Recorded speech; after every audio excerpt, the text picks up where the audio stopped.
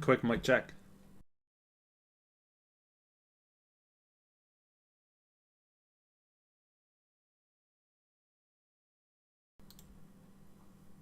Way to start off the stream there, huh?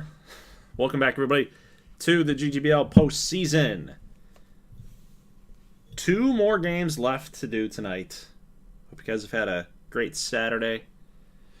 My Saturday has been amazing. Michigan beating Ohio State. Heck, yeah. That's what I like to see, baby. That's what I like to see. So a couple scenarios that we have up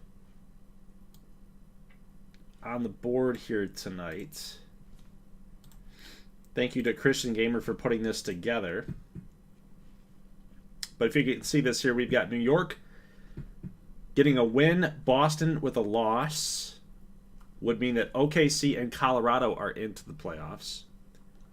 If Boston wins and New York loses, Boston gets in and Michigan gets in. So basically for Boston, you win and you get in the postseason.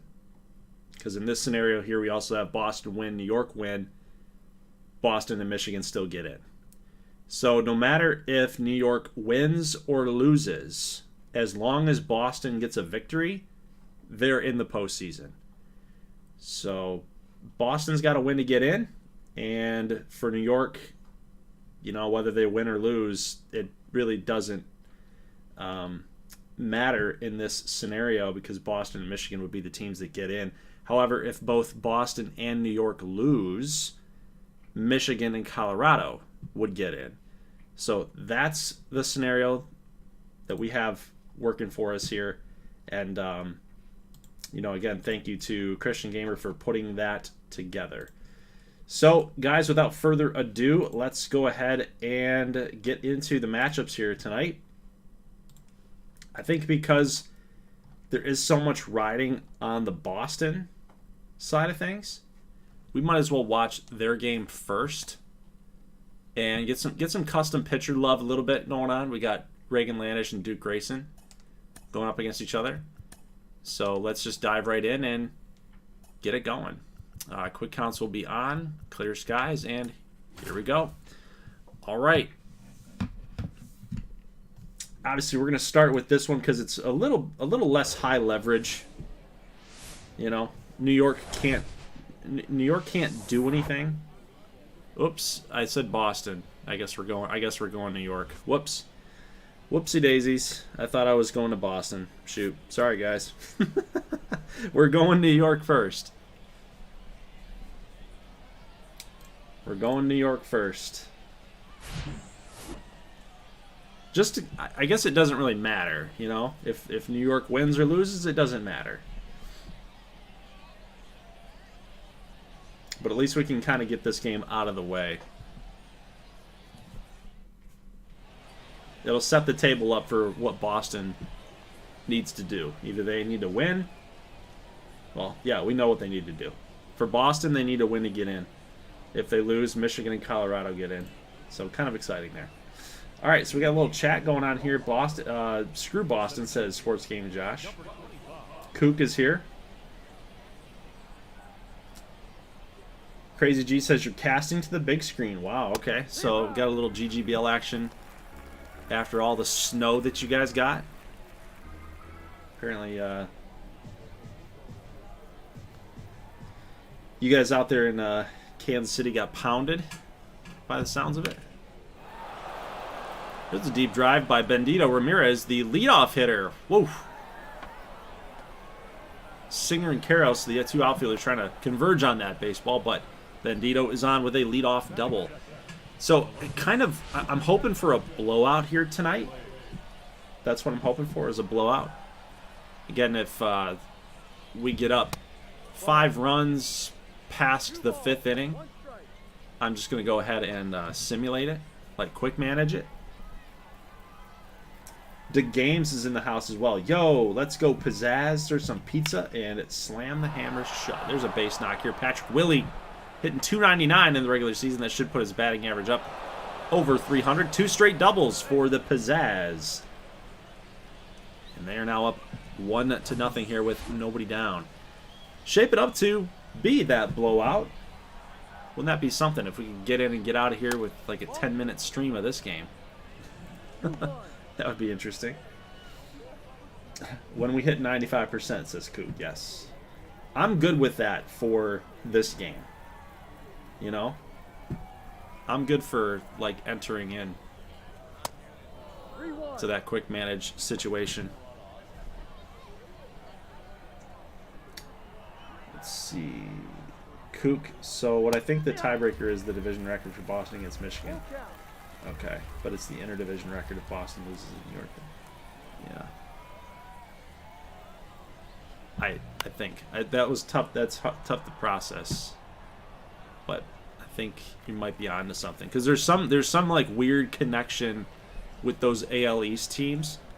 Because the fact that either of these guys could lose and then Colorado and OKC gets in, the two West teams, there's got to be some like connection with those teams.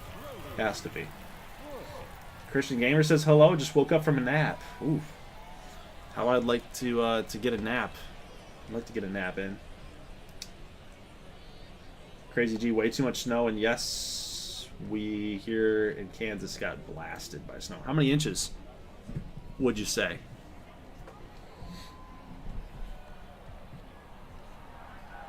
I'm not ready for that, to be quite honest with you. I am not ready for the snow up here in Michigan.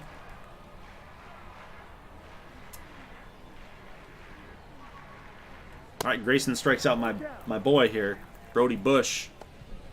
Not my custom guy, but he is on my fantasy team. My rookie selection. Adam Bird, by the way, had how many home runs? 39 home runs this season. 99 ribbies. He's one home run away. One solo shot away from getting 40 and 100. That's pretty big time. DeMarcus King, I'm rooting for you right now. I'm rooting for you here. Yeah! Get down. Nope. Shoot. I want that blowout, guys. I want this game to be a blowout. All right, let's turn our attention over here to Reagan Landish. 32 starts this season, a respectable 4.4 ERA. Not a lot of strikeouts for a guy that does throw pretty hard. He's got some good stuff. In all honesty, I think maybe next year. Maybe next year for Reagan Landish, you can kind of put it together a little bit. Get some more strikeouts. He just threw that ball 98 miles an hour. It's pretty quick. All right, pretty. He's a flamethrower. Then he tosses that slurve up at 83. 15-mile-an-hour difference with break. Always tough.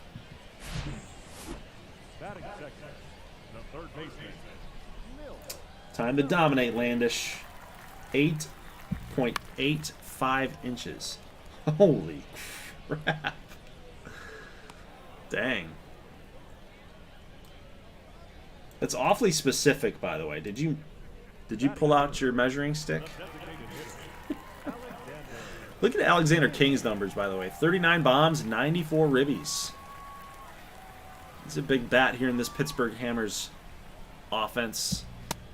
Striking out against Reagan Landish. Landish sets him up, sets him down. 3 up, 3 down, and we're here in the second inning now.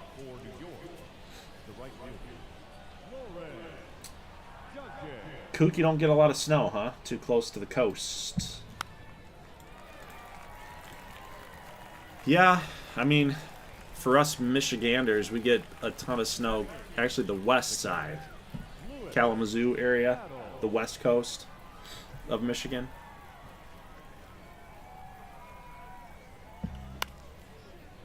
They just get pounded of snow because of the lake effect.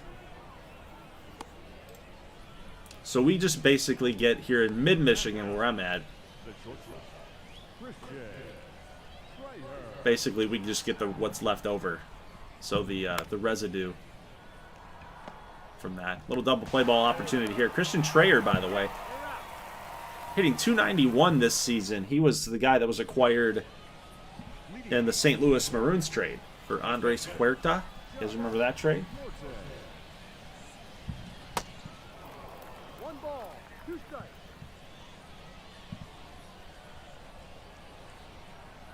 Might be a good trade there for the pizzazz, getting a guy that's just kind of never really gotten a shot, never really gotten a chance, and then now coming in and playing some shortstop and hitting 291. That's always good. There's Chucky Morton line drive. It's going to be caught out there in left field. Good play. Chucky's my catcher, guys.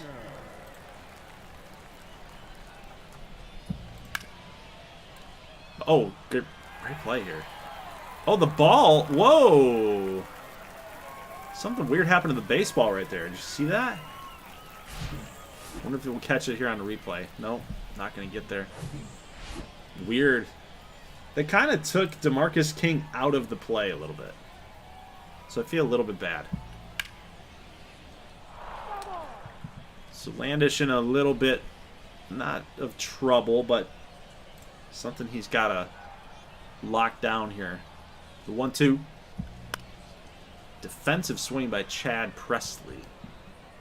Fouling that thing off.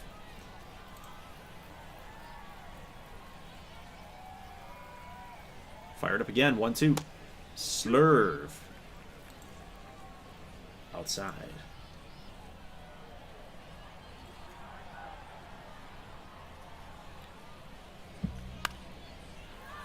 Little weak pop up. Well, guys, something I want to ask you real quick. I've been thinking about it. Figured I would bring it up here to the chat tonight. We're going to be headed into Season 3 in probably about maybe a month. Actually, a month would be Christmas Day. So maybe in a little less than a month, we're going to be moving into Season 3. My question to you guys, now obviously I'm going to wait till, you know, we get either more comments that are left here on the video or even talk about it on Discord. But would you guys like to see a World Baseball Classic set up with these players? I've kind of already made it up in my mind that I want to do that. I'm kind of planning on doing it. But the only downside to doing it is that it's going to take time away from actually getting the season started.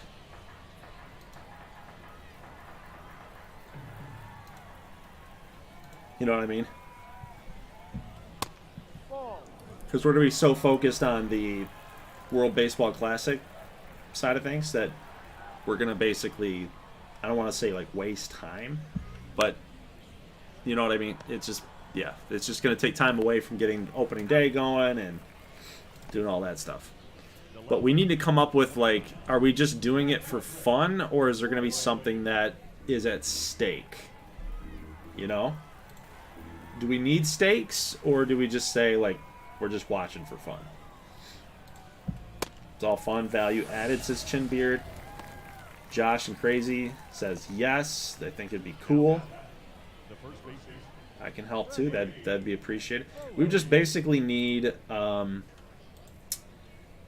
because honestly, we don't really need to create the players anymore. We would just need to take what the players that we have in here in this save file and just export them out. And you could do this like every 3 years or something. Every 3 seasons, or actually every 2 seasons you could do it, because we're actually going to be heading into Season 3. So every 2 seasons we could have an international contest or something. So we could kind of scrounge through the rosters and see, like, you know, can we make up a team from Italy? Can we make up a team from Venezuela? Can we make up a team from Canada? You know, we don't really even need all the countries that have a World Baseball Classic team. Like, we might even just like stick to 4 teams, and it would just be like a region or like a continent, if you will. Like, we could do like a North American team, although the USA would probably dominate that.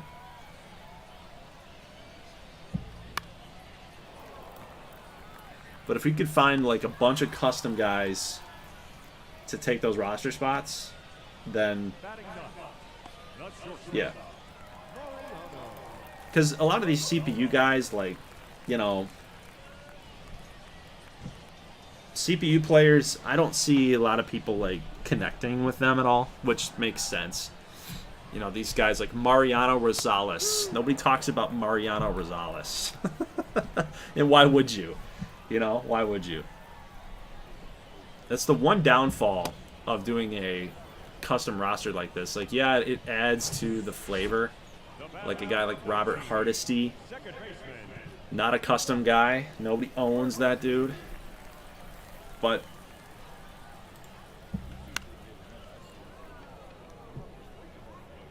I do think it's a little bit I do think it's a better structure this time around for GGBL, making it entirely an entirely separate league than like mixing in Bryce Harper and Juan Soto and all that stuff like we did for GGBL 21. Do a Mexico, Canada, US, and World. I like that. Yep, just a 4-team. Yep, I'm good with it. Like it.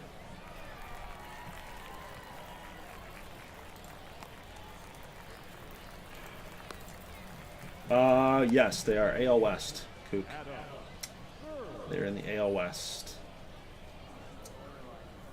Josh says it will also help people become familiar with the players around the league and even gives the prospects who aren't in the majors to show what they can do. Yes, exactly. Yep. I gotta make the prospects anyway, so you might as well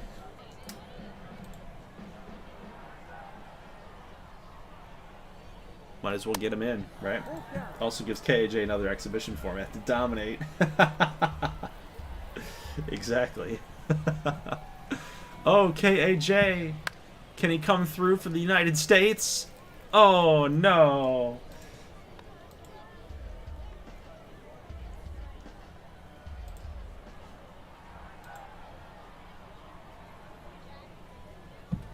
Okay. All right. Sounds like a lot of people here in the chat are on board, so I'm good with it. I'm good with it. It will take a little bit of work. It's probably not. I don't think it will be too hard. Like, we'll just sift through the rosters and see like who we want to include in it. Make sure that every team's got 25 men on a roster, and then we're good to go there.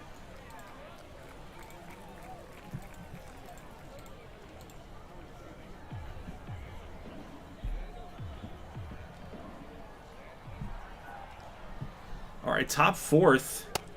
Still 1-0 here. Not really shaping up to be that blowout that we were looking for, but it's all right. We're only about 18 minutes in.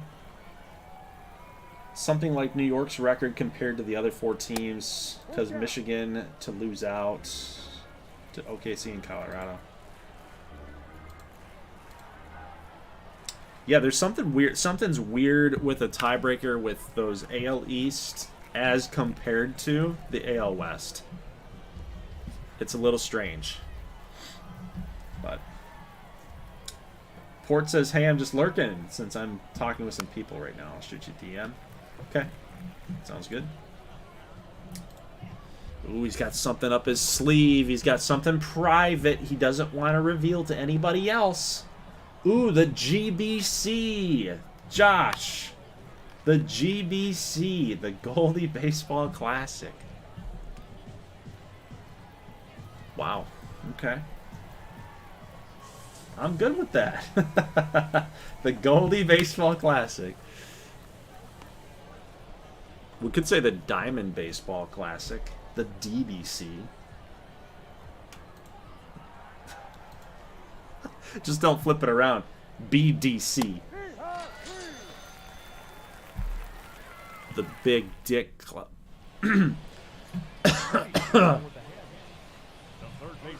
it a club? The Big Club.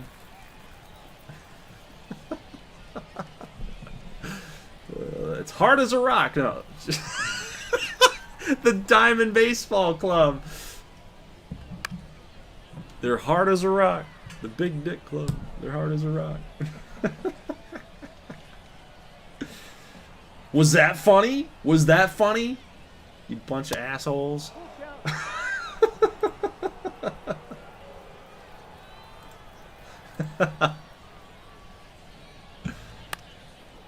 Last night, you guys got under my skin last night. I went to bed and I'm like going to sleep and I'm falling asleep, and then all of a sudden I'm just thinking like, you're not funny. You're not funny. You should quit. You're not funny. A streamer on YouTube has to be funny. If you're not funny, what are you? You have no worth. Don't stream anymore. Don't make content anymore.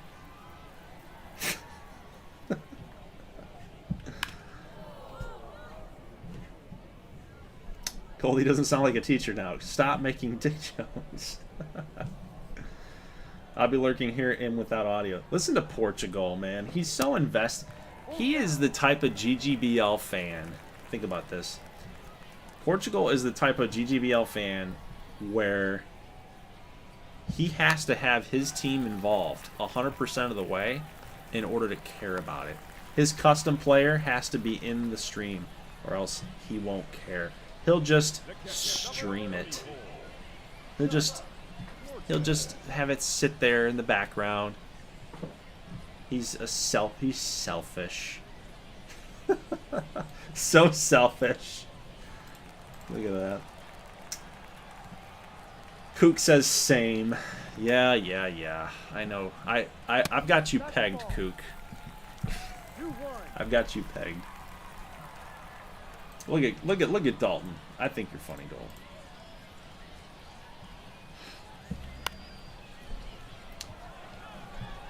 Yeah. Funny to laugh at. But I'm still here anyway. Yes, you are. Yes, you are. Always love these little chats. We do need to talk more. I do need to talk more to my patrons. You know, I send out some messages on Patreon. I don't know if people actually get those messages because they go straight to their email. And I don't think people check email.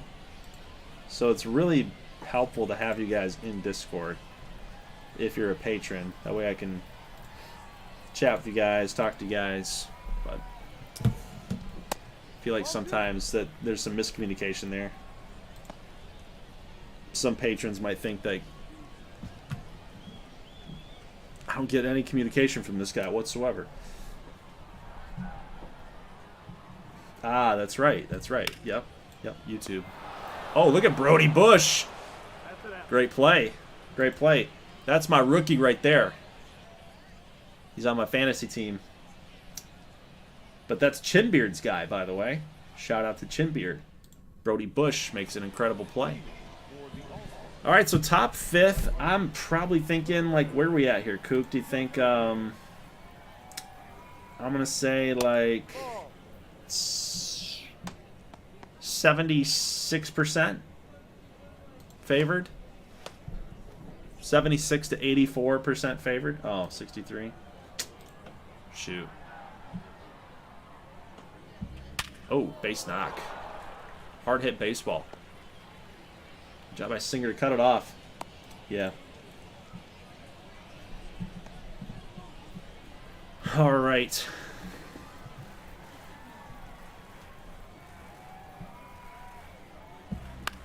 There was a request in Discord by Rico Ramos.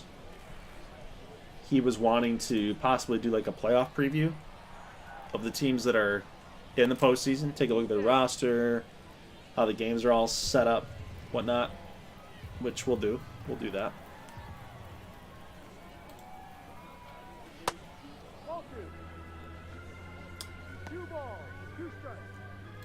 Ooh, Sinister Kids in the house. Let's go, New York.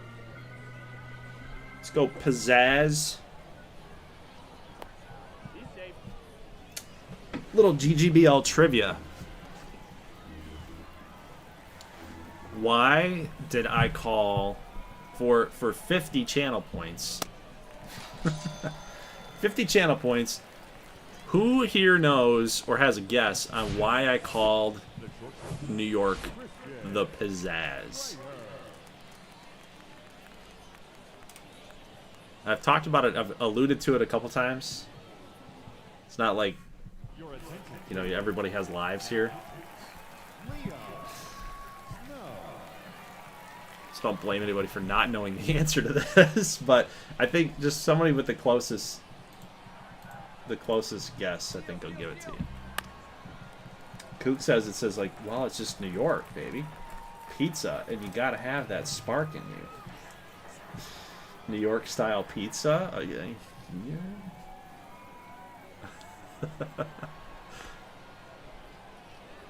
Yeah, basically. You need to like make your presentation with more pizzazz. Yeah, I mean that you're right. There you go, dude. You were right. all you guys got it. Yep, pretty much.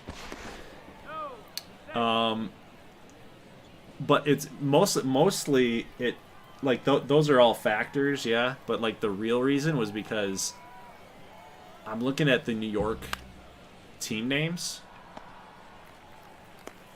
just across every league. You got the New York Rangers, you got the New York Islanders, you got the New York Knicks, you got the Yankees, the Mets, the Jets, and the Giants.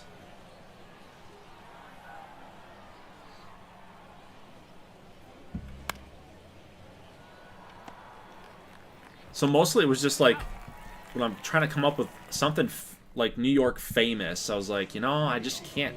Everything's basically been used for New York. Everything's just been used. But I need something creative. I was like, you know what? I think a color combination of that blue, red, and yellow, like that just gives me some New York type of vibes from like the 1980s. Like think of it like a Teenage Mutant Ninja Turtles movie, right? 1990s film grain. You know, pizza delivery, man, pizza dude. So it's like, oh yeah, dude. Like I feel like if I could get their font is sort of like a comic book type text and focus on pizza, New York pizza, pizzazz, like it's perfect. It's perfect. Play on words. Yep. Sinister says, I'm back. Madden Nation. Hi, Goldie. Hello. Hello, hello. New York City Football Club and Red Bulls. Boo, soccer. Oh, jeez. What were some of the locations that you considered for teams?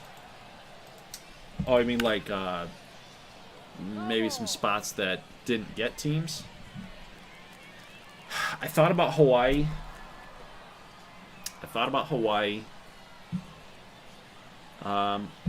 In the last GGBL that I did in 2021, MLB The Show 21, I had one in Santa Fe.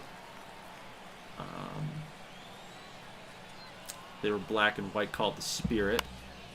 Santa Fe Spirit. Let's see. Didn't really want to get too much like in the Pacific Northwest. Actually, I can't really say the Pacific Northwest, just the Northwest. Like Montana, Dakotas. You could probably pull off one in Dakota, but...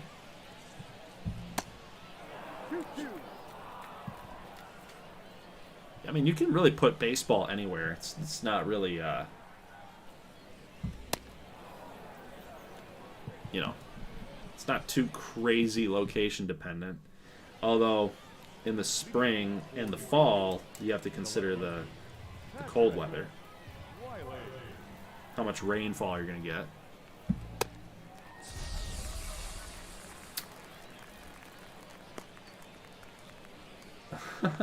Alaska's off limits. Yeah, it really is. Yeah.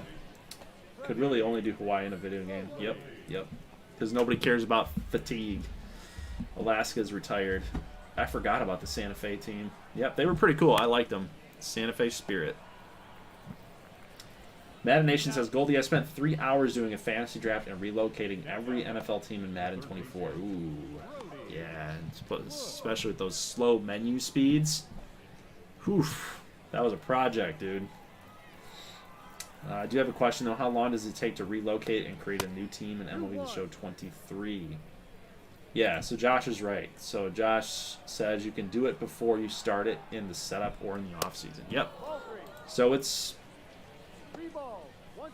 is pretty easy, but if you want to actually create the team, kind of like I did, like putting a ton of touch and flavor to a team, then I mean a 30 team thing, you're probably looking at it's definitely not longer than Madden. Let me just put it that way. Not longer than Madden, but it will take you some time for sure.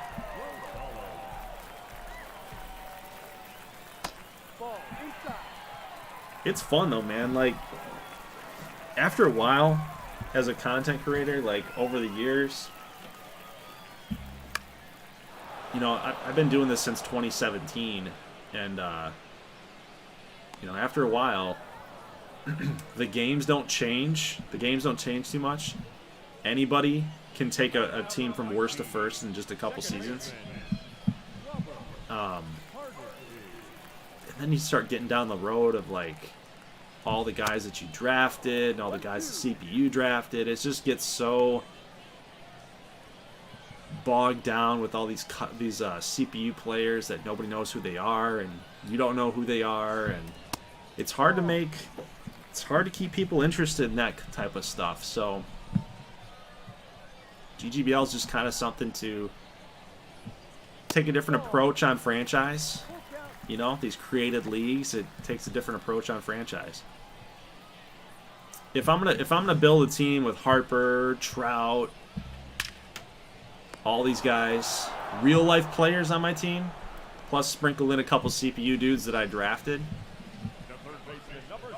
like that's cool and all, like you're gonna follow along, but like when we play in the 2030 World Series and you've got an entire starting 9 of players you've never heard of, it's like, why do I care? You know, why do I care?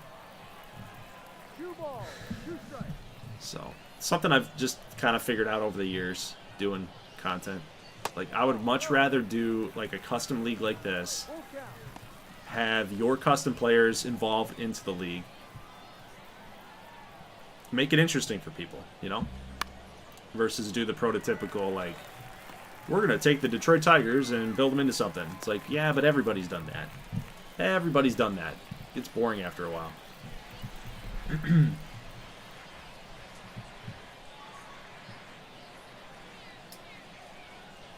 Josh says you can create and save a team preset. Yes, so he's just talking about the import process. Madden Nation, what would you like to see for franchise mode in MLB 24? I'd like to see year-to-year saves. Year-to-year saves coming back would be absolutely huge. For roster creators, for player creations, for and even just the fact, like, just the team creation, you know, the custom team creation. That stuff doesn't save over, you know, from game to game. But as far as like a franchise feature, a franchise mode feature, I personally would like to see a little bit more enhancement on the scouting side of things. Like, I think what they've done to scouting this year was great. I loved it. I thought it added a different element to the scouting process. That was fun, but I feel like there's just some areas in which they could clean up a little bit. Like they need a marker. They need an identifier that shows you, like, for guys that you don't sign, or players that don't sign with their teams, they can get recycled into the next draft class. A lot of times when you get, you know, Javier Vasquez and Enrico Encarnacion, are you going to remember those two guys? If they didn't sign with your team, are you going to remember that in your franchise? Probably not. Are you going to remember to go look for them? To see, like, what they were when you drafted them last time and now what they are? how they're going to get projected into the draft, into next season's draft class. They need like an identifier that says, like, a little badge or something that says this player was not signed last year or something. He was in the draft class last year. He didn't sign a contract, and now he's up for grabs again. They need something like that. That would kind of add a little bit of a twist to your franchise. I think that would be kind of cool. Yep, just needs more fine-tuning. I also want to know with pitching, I want to know with the pitchers, like, you can see what their present and their future pitch quality is. They need to dive a little bit more into that. I don't want to see pitch quality. I want to see, like, I want to see control. I want to see velo. I want to see break. I want to see what he's projected as with those things. Not just one single number, present and future. That's it. But revamped free agency. Yeah, free agency is a little stale right now. I will agree with that. Yep. Look at this guy, Lauren Duncan here with another double. Did he get another? It's number 18 on the season, but I think he's already got another hit today. That's number 2, I believe. Yep, Lauren Duncan. He has 1 double, so the other was a single. I also want player comparisons for drafted players. That would be kind of cool too. Didn't they? I think Madden used to have that, didn't they? From a long time ago, they used to compare players. Or was that NFL head coach? Some franchise mode had stuff like that, where if you drafted a player, or you were scouting somebody, it said, like, here's the player comparison. It could be a historical player, it could be a current player. Something about their something on their player card to say, like, this is who this guy reminds me of. Ben Zobrist. You know? I don't know. I'm not sure if it was Madden or if it was MLB The Show. I just remember looking at a player card of a player and having it say something like, you know, he compares to this guy, or he compares to that. You know? Custom draft classes would be huge too. Oh my god, could you imagine if we could do custom classes, dude? We don't have to wait till the off season. We don't have to do the draft process that we currently do. Where it's like, oh, Bartolo Reyes was drafted by New York. That means he equals Liam Snow, a starting pitcher, custom player. Like, we don't have to do that. He's just Liam Snow. That's it. Which one do I like better, scouting in Madden or MLB The Show? That's a tough question. That is a tough question.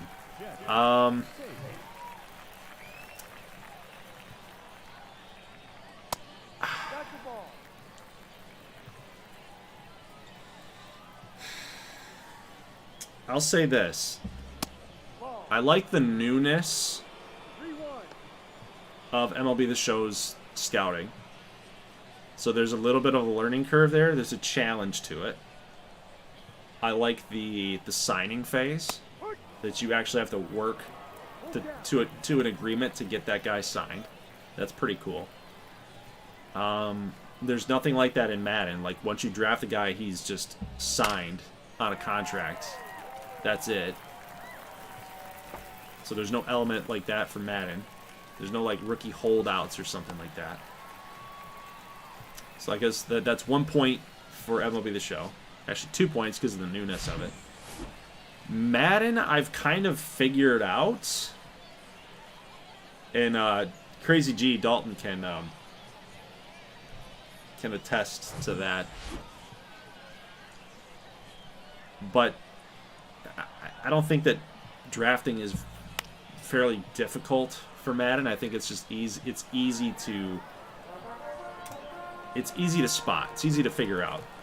Like, you can identify a hidden dev guy pretty easily. Like, there's a pattern to it, you know? There's a pattern.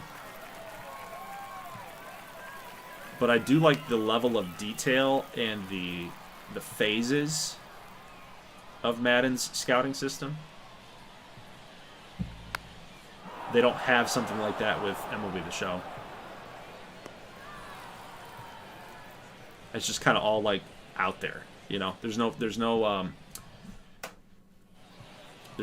aren't any phases or anything.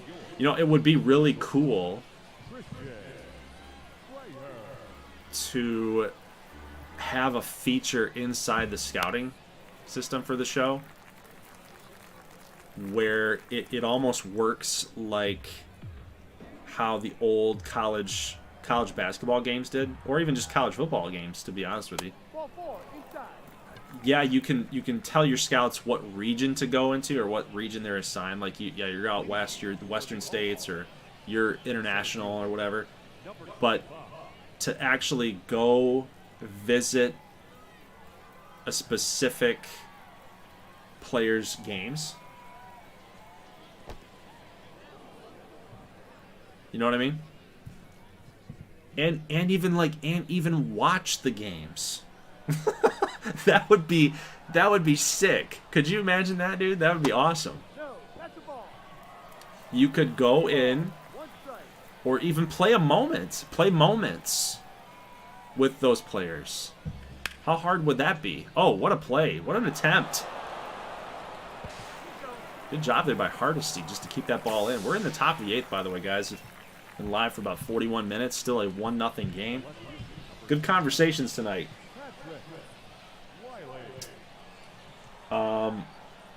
I got a lot of comments in the live chat to get to here in just a moment. There you go. Yeah, 2K still does. Yeah. We got 2K comments talking about player comparisons. Yeah, 2K has a lot of features I want in the show.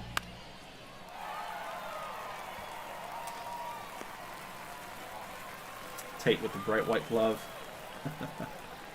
Sinister Kid changed his logo, by the way. He's a Cleveland Guardians guy now. Which version of the GGBL was better, this one or the 2021 version? I like this one better. Yeah, I like this one better. Because it's just completely custom. I like this one better.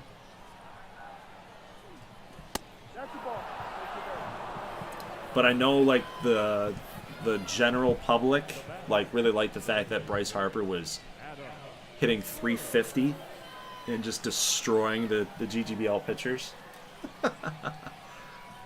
It was a good concept. You know, GGBL 21 was a good concept, but I think I do enjoy this one a lot more. It's just completely in its own universe. It's not tied directly to MLB. Yeah. For Madden Nation's question here, how would you implement phases in the show? I honestly I wouldn't call them like phases, you know, but you just have more options at your disposal to how you're going to run your scouting department. I think it's just such a major piece of franchise, especially when you're running a baseball operation. Like, I mean, let's be real here. With baseball, you're scouting guys, and there's a ton of baseball players. A ton of baseball players. Not a lot of football players, relatively speaking. Not a lot of football players. You go to college, that's mostly where you're going to get scouted from. Not a lot of times NFL teams are going to be scouting guys that are playing internationally. You know, just doesn't make a lot of sense. Like, if you're cream of the crop, you're playing in college. But for baseball, man, like, you've got Korean leagues, you've got Mexican leagues, you've got leagues down in the Caribbean, like you know, the Dominican Republic, Japan, our own minor league system, our own college system. Like, and your organizations are so huge. AAA, AA, single A, rookie ball, instructional league. You've also got independent baseball leagues, which is one that I tried out for. Didn't make the cut. I saw so many people from like Venezuela and Dominican Republic and all that stuff, and I'm like, whoa. Yep, I don't belong here. I thought that this was going to be more up my alley. I didn't fare too bad in that tryout, but I was definitely like out of place. I wasn't going to make it. As soon as I stepped on that field and I saw people like from the outfield gunning to home, it's like I could get it there on a hop, but these dudes were right where Bendito was. They could hit that catcher like in midair. I'm like, nope, I can't do that. I didn't prepare for that. So it was just not gonna happen. But anyway, like, so that's what my thought is, like, to have like a really focused scouting aspect. Like you can turn it on to auto, you can even turn it on, turn it off as a feature if you want it or not or something. But man, that would be sweet. That would be so cool. If anything, dude, I'd probably play that more in the first like 2 to 3 seasons. Literally, I would take control of my Tigers, and I would set my goal to be like, dude, you are gonna do nothing but just watch or even play with the players that are in the draft class, because the game already knows what this guy's vision rating is gonna be. They already know what his power rating is gonna be. It's not gonna change, right? So just take that guy into a game. Do you like his batting stance? Do you like hitting with him? They already do it with like Diamond Dynasty, right? I mean, some people build their entire lineups based on a guy's batting stance that they like, or they value contact over power or something. So if you really want to get a good idea of like how you want to build your team, getting a good hands-on feel for that type of player would be huge, I think. A foul ball here by King. Goldie focus on the game. This game doesn't mean anything. We're having a good conversation. Ooh, that's over the head. That's definitely over the head of Lauren Duncan out there. That is an RBI again here for Alexander King. I believe that would be number 100 for him. Take a look. RBI double number 17. So 17th double, but I think he was stuck at 39 and 99. So that is the 100th RBI for Alexander King, and New York is on the verge of a loss. Which means, if that scenario occurs, Michigan and Colorado can get in with a Boston loss. Boston and Michigan would get in with a Boston W. Oof. Oh my God, yeah. So they literally have top of the 9th it. That's it. They got to get a run. They just basically, who did they blow it for? If New York had gotten a W, OKC and Colorado could get in with a Boston loss. With the Boston win, Boston and Michigan get in.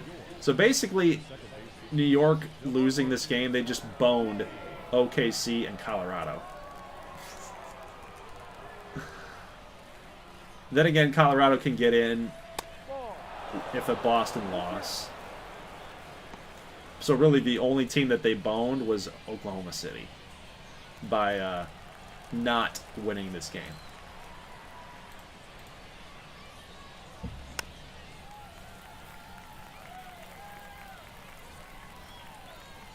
That's crazy. All right, hey, 3-2 pitch. Upcoming. A lot can happen here still. It is Pittsburgh. Pittsburgh is not that good. New York could come through here.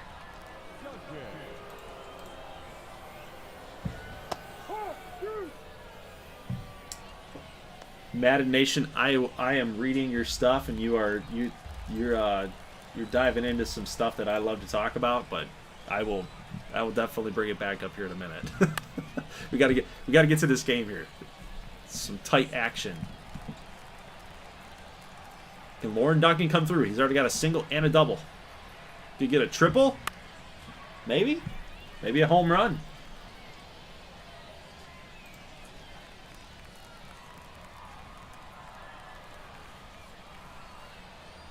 The 1-2. It's like a fastball grip. Fires it. Fastball high and outside.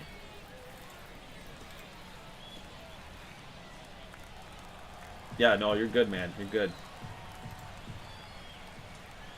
1-2 again. Taking it yet again. Port, Michigan is not in no matter what. New York W, Boston loss. OKC and Colorado are in. It's a ground ball here to first. Could be 2. It will be 2. Double plays turned. 1 more out to go.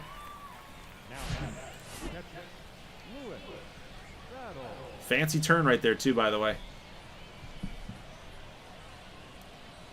Tough play. Oh, my God. Listen to me. We've already done it. We have it written down.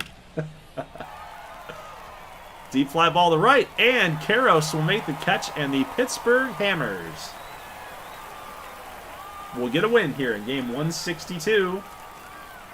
And thanks to Pittsburgh winning, that allows Boston win, Michigan in.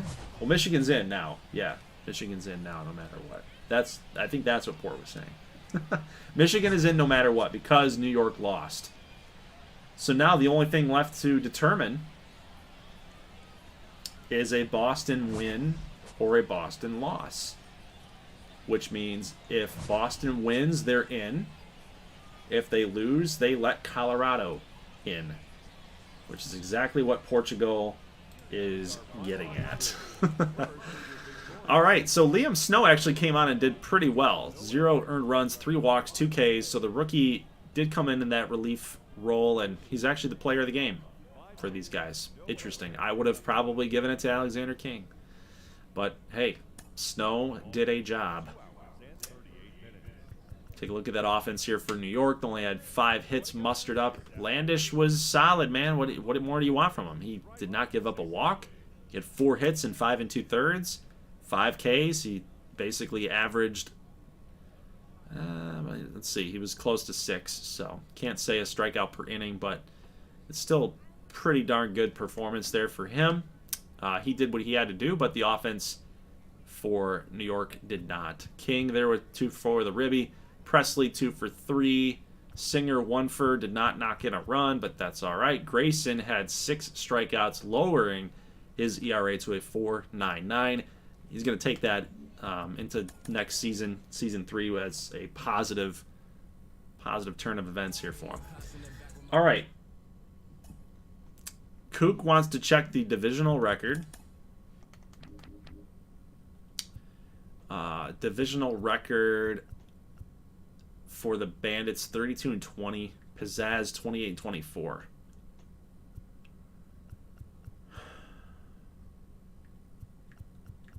I don't. Yeah.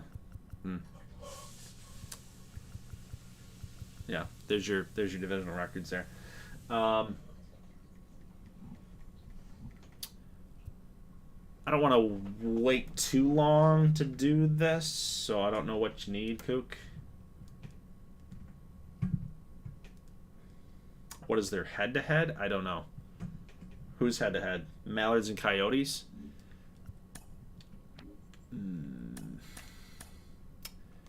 I don't want to go down this road. People are going to leave the stream. Looking for Colorado.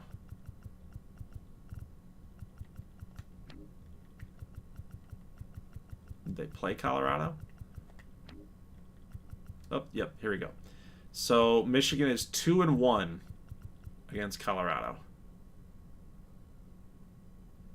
on the year. Oh, no. And then they won the series here. So they are 4-2 against Colorado this season. Michigan is. A May series is determining the playoffs. It's funny. All right, so we know what the situation is here. Boston, Iowa. Boston, a win and they're in. A Boston loss. And Colorado is in. Let's get it underway. Let's do it. Let's do it. Now we can talk about our conversation I was having with Madden Nation.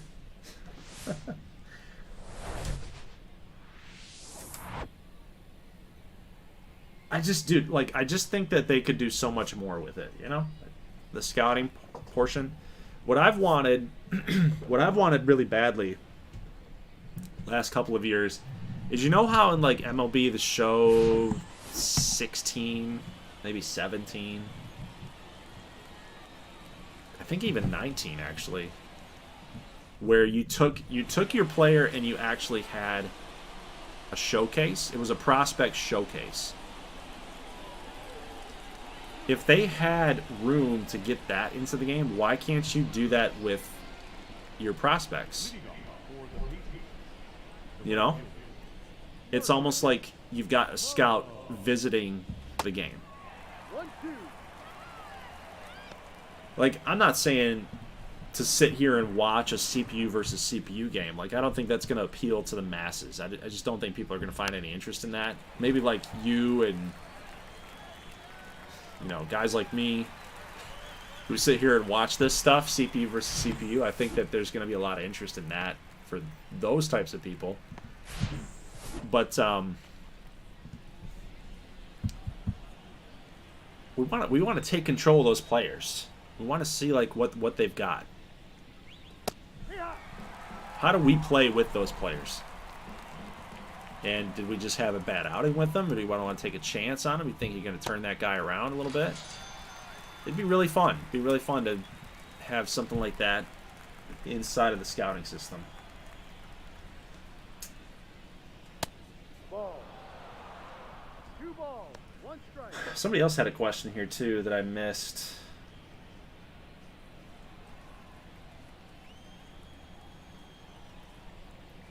You like a full-on owner mode in either Madden or MLB? Like for MLB, we have the chance to hire our own chief baseball officer. That's what I'd like to see franchise get into, man. That's what I'd like to see MLB The Show franchise get into a little bit more. Dig into that a little bit deeper. Give us a true franchise experience, like you're actually running the organization. You know what I mean?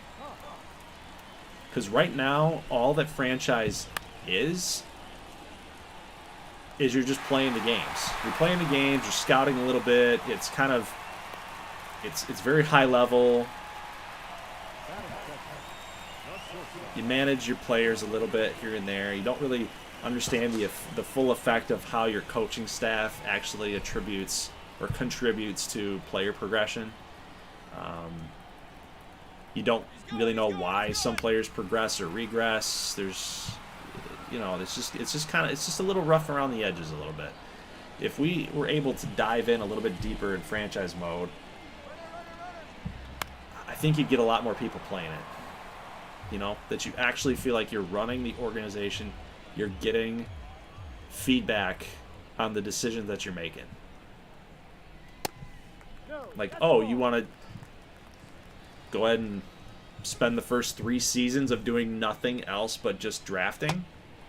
Here you go. Drafting and free agency.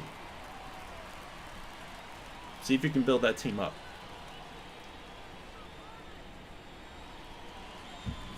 Taking over a player, getting a little deep inside of a franchise, scouting system. I'm gonna travel out. Have like a little graphic, you know, where your plane is traveling down to San Juan. Get down there to the Dominican Republic.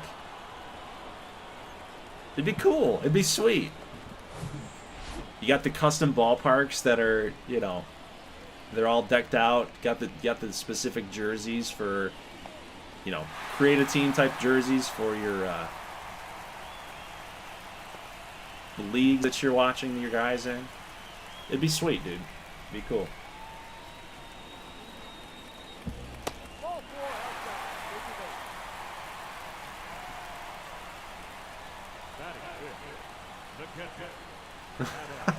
outside. Shinbeard. These two unis are way too similar and close. Yeah, but that's why they're cool, man. I never thought that I'd see the day that Boston's homes were gonna, you know, play against Iowa's away. Okay, so Boston is currently down. Oh, the slide is... Hey, look at Salvatore. Salvatore is just a boss with the sliding technique. Iowa's... That's it. He's so aggressive on the base paths. He was rounding second as soon as the center fielder got it into his glove. Like, that is a huge risk, but he made it to third. Yeah, 2-0 game now. Franz Kopachnik's got to get it under control here.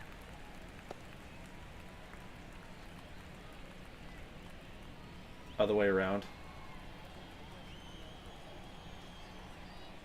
Oh, yeah. I never thought I'd see the day where Iowa's homes and Boston's away would be facing off against each other. There we go.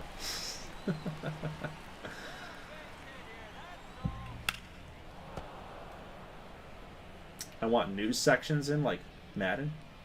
Yeah, but I agree with you. But even Madden's news section and the Twitter feed thing is a little lackluster.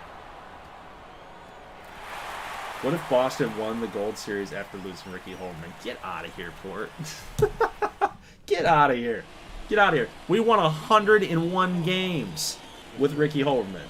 That's all that matters to me. We're showing that we're an elite squad. Once you get into the playoffs in baseball, it really is. It's just kind of lucky, you know? It's kind of fluky.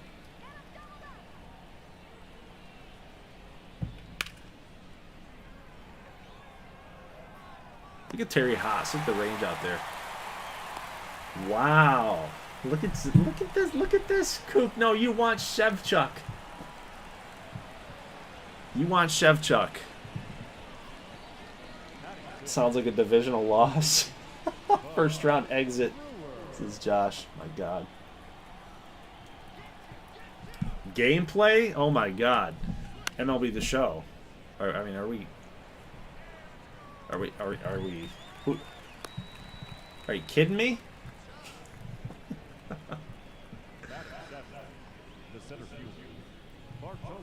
MLB has some flaws, but dude, compared to Madden, like, at least you have players doing what they're supposed to. They're going to the spots that they need to. They work well with each other. They react. Especially pitchers fielding. Kind of those in-betweeners between first and pitcher.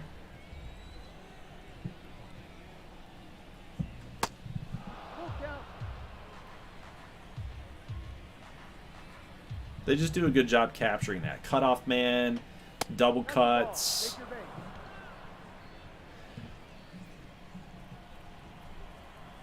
When a outfielder's going to decide to get back on a ball, circle it, run behind it, get some momentum going. Like, they just do a good job with it. Madden, dude, offensive linemen don't know who to block. It's really just a free-for-all. They know their first assignment. They might get up into the second level to get to their second assignment, but most of the time they're just, like, veering off to the right or to the left. They're not taking the safety. Just do weird stuff. Just do weird things. Yeah. I mean, that's what I'm saying. Sometimes it has some weird, just a little weird pop-ups, like mental lapses, like Mazza. Madden is a slider simulator.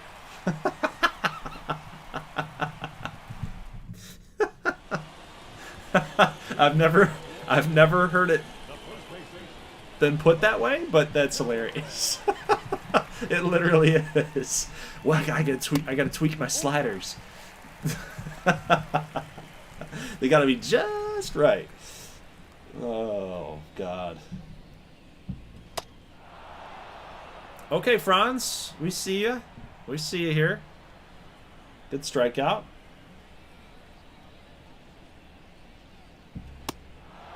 Another K. Look at this. Franz is coming back around. Didn't he do this the last time we saw Franz pitch?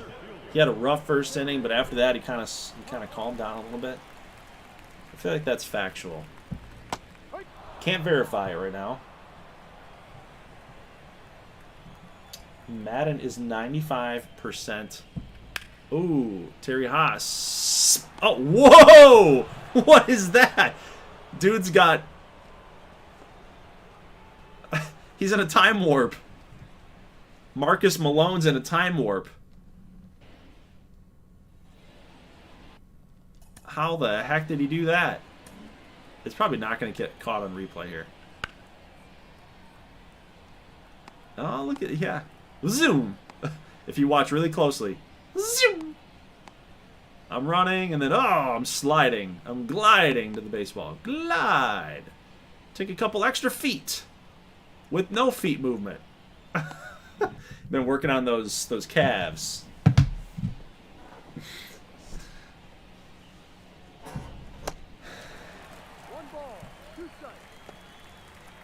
Yep, I agree. So Madden's 95% sliders, hoping for the right animation, while MLB feels more fluid and sim-like. Yep. Although, don't count out the drama engine. If you guys watch the Sun Sox and Saucer series with my brother over on the main channel, I've become a believer that there is a drama engine that gets triggered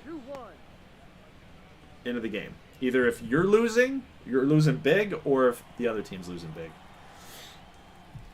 Eric's just a crybaby. It's a drama engine? It's a drama engine? Dude, I think there is. I think that there's a drama engine. You can't win like 7-0. No matter how good of a pitch that you make, opposing team is just gonna rip you. Gold is ignoring my Washington comments. He's still salty. Oh my God. What? Where? Where? Richmond who? Never heard of her. Washington and 4. Oh my God.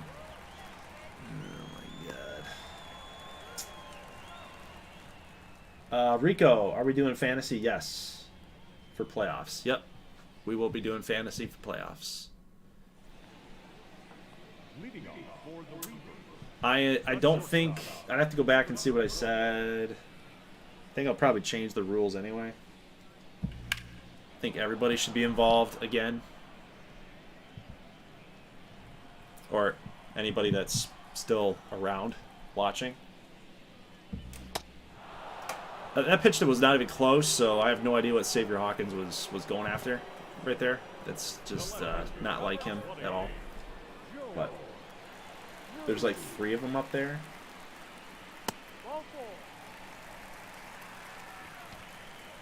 I saw Blue Sox. Let's see, the Richmond who, never heard of her. You Blue Sox. Facts for Portugal.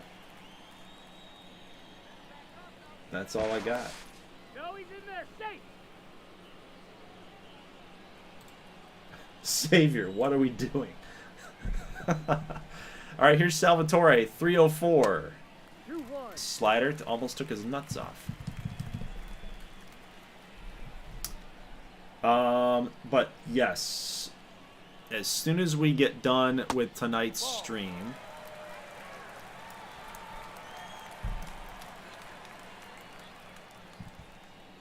I'm going to be posting, I don't know where I want to, I definitely am going to be doing it in Discord, but I think I want to try to spend a few days waiting on everybody's submissions. Like, I'll post it here in the comment section of this live stream, just in case people see it. But that form to pick your players, like, give me until tomorrow to get that form created. Because basically what I have to do is I'll have to make sure that every player who's in the playoffs is listed. Everybody noteworthy. Like, I'm not going to throw in Nick Drake or something, I don't think. You know.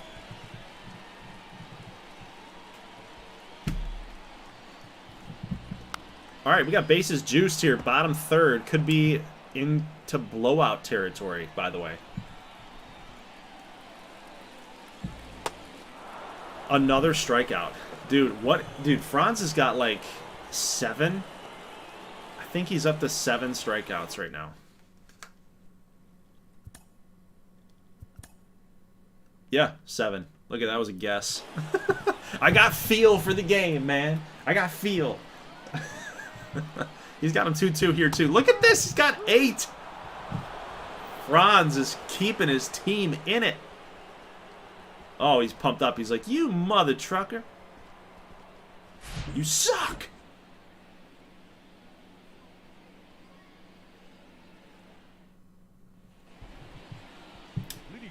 Let's see. Maddenation, Goldie, who would you say is the best player in the GGBL right now? Ooh. Oh, man, that's tough.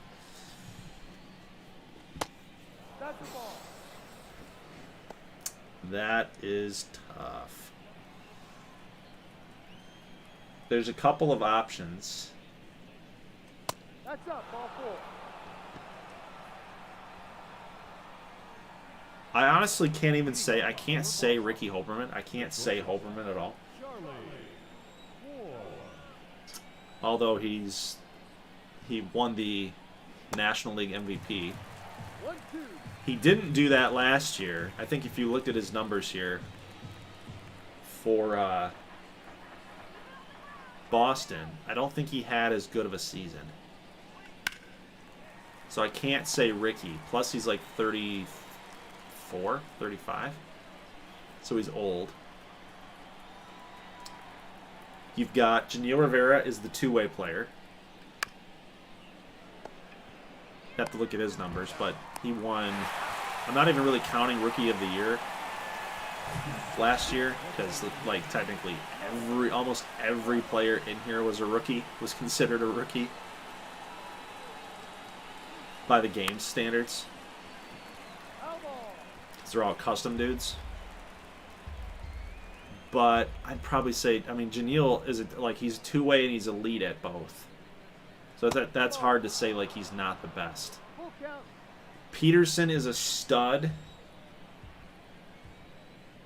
Chris Peterson's a stud for Washington. Racks up a bunch of strikeouts. But he does everything that you ask him to do as an ace and as a starter.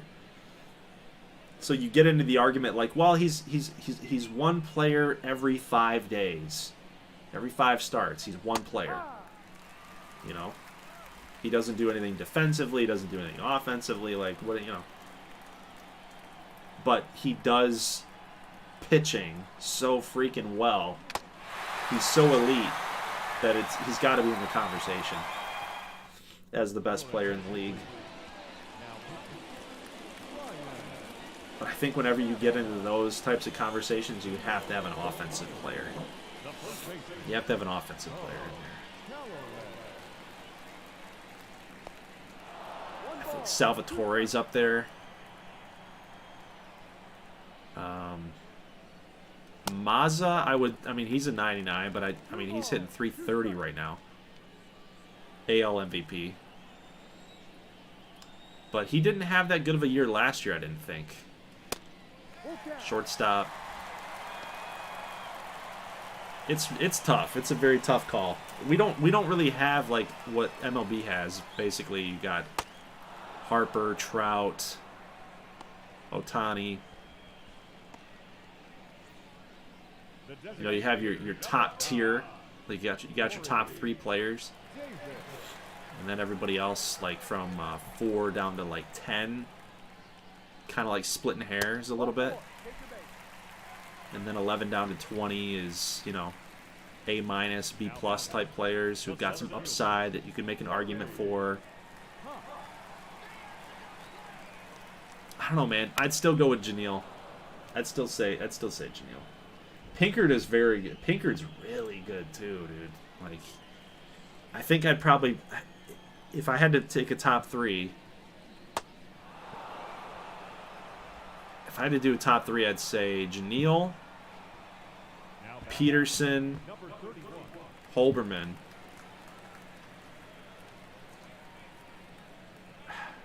I'd actually go, yeah, Holberman, Mazza. No, Pinkard, Mazza. Mazza's like number 5. I think Mazza's number 5 for me. Yeah, it's tough. It's tough. Leroy should have won the MVP. I think, you know what? He could have. He could have. The last time that I saw, I think Mazza was in that. Brady Dunn, obviously. Oh my goodness! What did we do? No. Oh, what? What are you doing, Lip? Lip Branson, what are we doing, man? He makes a great snag. It was a hot ground ball. Like, go to first, man. He throws Cloutier. He wasn't even on the bag. I can't even say he threw him off the bag. Dude, go to first base. You got 2 outs. Try to get cute with it there. Oh, man. Be blown open here with Salvatore. Rips this right down the line. Branson could throw out Salvatore. He's got a strong arm.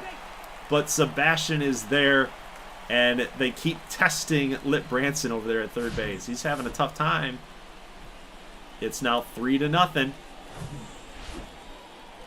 We're on the verge, guys. If they get through 5 and they get 5 runs up on the board, we're into sim-out territory. The error goes to second baseman?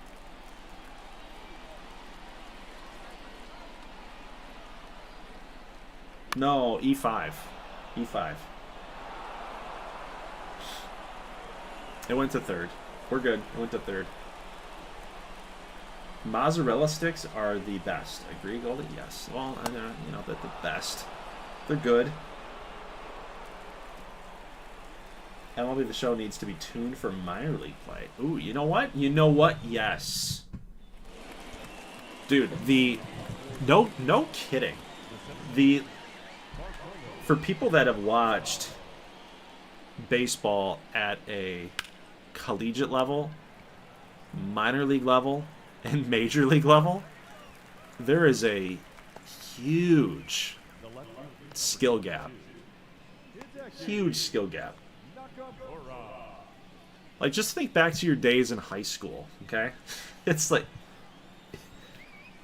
you look from your high school, your best high school team, compared to college. It is night and day. Night and day.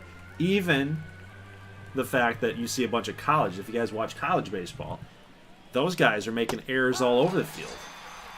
It's nuts. It's crazy. So I think it's funny that you brought that up after the Lip Branson throwaway, because like you would see a lot more of that at the college level. Minor league level 2. I think you're right. We need something like that. I thought that was the shortstop. Oh no. Yeah. Yep, it was the third baseman. How was it that the third baseman threw to second? Nope. Nope, it was third. Yeah, he a hot ground ball to third, and he threw it to second. I don't know why, man, but he did. It's like you got 2 down.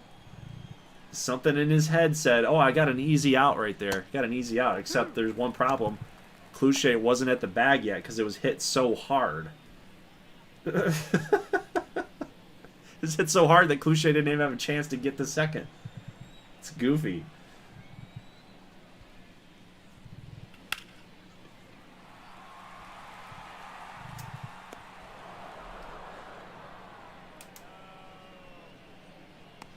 Yeah, yep, 6 is short. So they say home is 1. Catcher's 1. Right?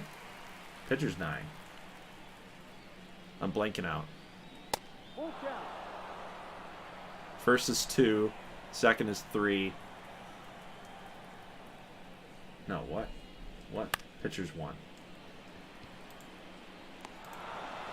Kook, you get out of here. You get out of here. Get out of here. You didn't know that third base was 5. Get out of here. You talking smack. Okay, Lip, make the throw to first. Oh, he threw him off again. No. Another error for Lip. He's struggling. Oh, man. He took his time, too. He's got the yips. He's got the yips. Oh, I thought it was third baseman gameplay. Yeah. Why do you hate me? Why do you hate me so much, Kook?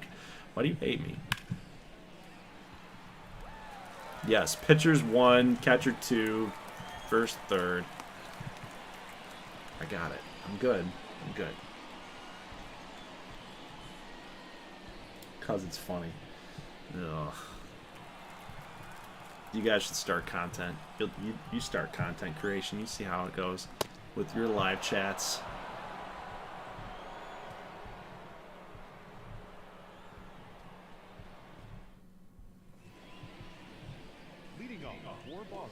All right, we got a 3-0 game here in the 6th.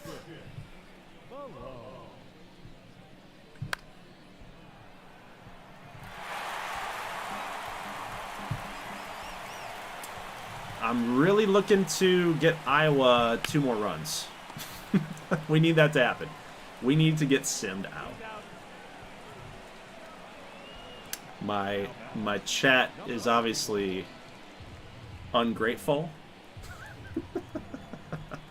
So we need to end this. We need to end the stream. We need to get out of here. Time to go to bed. Go lie down. Get some water. Oh my God, Lip. Come on, man. I feel bad for him now. I just feel bad. He's not in it today. He's not in it. That's a strike.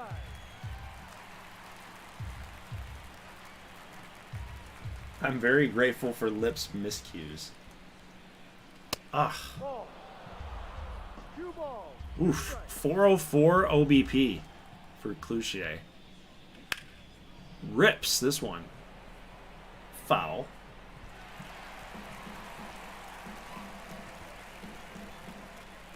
Kid's still out there firing 102. He's going to get him to swing and miss, and that is out number 3. Boston's can't scratch across any runs here, and little to no offense. It's been a brutal showing for Boston, man. A brutal showing. A loss and they're out. Boston needs Ricky at third. Ooh! They miss the Rickster. They miss him. They should have offered more money. That's it. Should have offered more money. No. This is pretty nuts, though, dude. This is pretty nuts. Ball 4. If Iowa closes this thing out, if Boston loses this, and therefore Michigan and Colorado get in.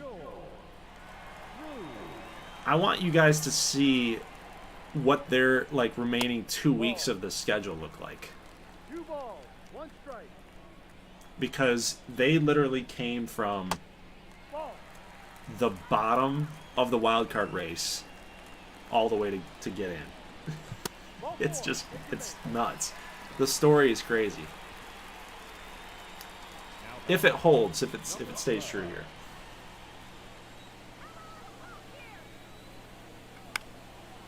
Ground ball should be 2. Cloutier throwing it away again. Boston's defense letting them down. Cloutier's beside himself too. Can't believe he did it. Take your time. He should have. Why would he turn though? Face the mound like you are, and just toss it. Just toss it. Adam Perez, deep fly ball to right that should get a run home. It will.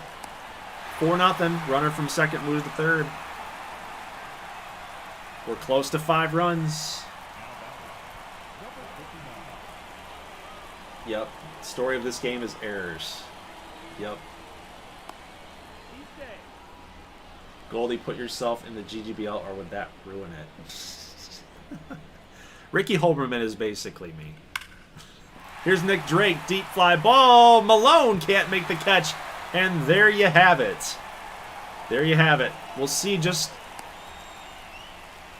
what Iowa is still able to put up on the board, but guys, we're going to give Boston the top of the 7th inning to hit, and if they don't scratch across any runs, if they don't have a response, we're simming it out. We're simming it out. You wish Holberman was you? Oh my God. Oh no! Bud Brewer! He's gonna bobble it too! Oh, they got the out, but it is 6-0. What is going on with Boston's defense right now?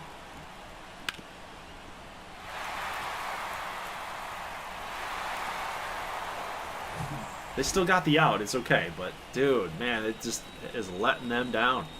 6-0. 6th pitch. Or pitch. He's got 6 pitches. That was pitch number 7. 6th inning. 6-6-6. Iowa Reapers. Mark of the Beast.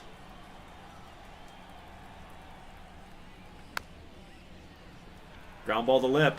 He's going to make the throw. Yes, he finally makes a good throw to first, and this is it. This is the last chance for Boston. They got to get at least 2 runs. They got to score 2 runs in this inning to keep the game going. Otherwise, we are simming it out. Kidd is still out there. He's got up to 106 with this pitch. Just missed.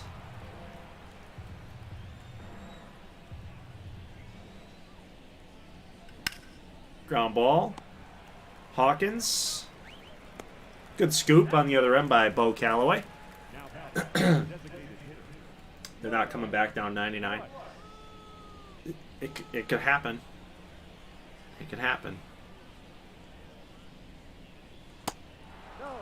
I've seen a lot of Sims, man. A lot of Sims. 2-2. If they get 3 in this inning, they get 2 in the next inning.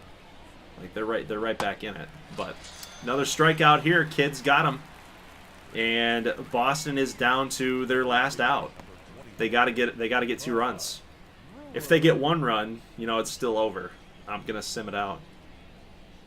116. Oh, base hit. I think that should probably do it. Was that the first hit of the game? No. Okay, Boston's got 2 hits. But that should probably do it there for Harvey Kidd, I would believe. No, they're going to leave him in there. They're just letting him let it all hang loose. Yeah, you could throw 120 plus. We don't need you for the postseason for a little while. So just let it all hang out here. All right. Got a man on. Looping fly ball to right. Here comes Nick Drake. That's going to fall in. They're going to keep us watching as long as possible. And that'll do it for Kid.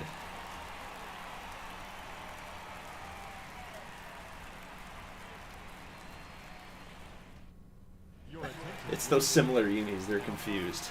All right, Andrew Glass with a 4.26 ERA. He's got 8, 9, and potentially 1. But mostly he's got the bottom of the order here to worry about. He's just got to get the 8-hitter. And we're going to be simming out.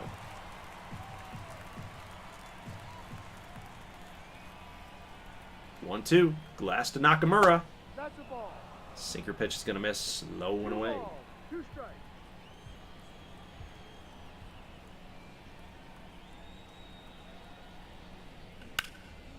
Fly ball to right. Drake giving chase, and that will do it. Ladies and gents, we're in that sim out territory. We are all done. Let's see if we can hit a little bit here. By the way, the pitch speed is to the max, so it's a little quick. Let's see if we can hit a little bit. Look at this. Look at this. Look at this Corey Davis PCI. Holy shnikes, dude. Ooh, man. It gets on you. Was I late? No, just early a little bit. Okay, we got some good timing here. Ooh. That's a good pitch. I kind of like, dude, I kind of like this. I kind of like it being that fast. Takes the guesswork out of it. We got a base hit. Nope, Clouché's going to challenge. Hey, we got a base hit. Woo! Little change up. Isn't this just a better view? I wish we could get sim games that look like this. Honestly, I wish we could do that. Because that way you can see the whole entire stadium. See the batter's eye a little bit. Got another hit, boys.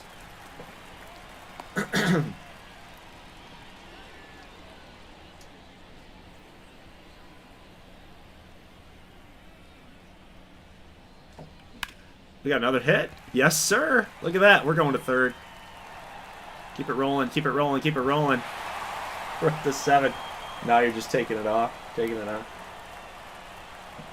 Let's go. Oh, shoot. Yeah, this is affecting the fantasy game.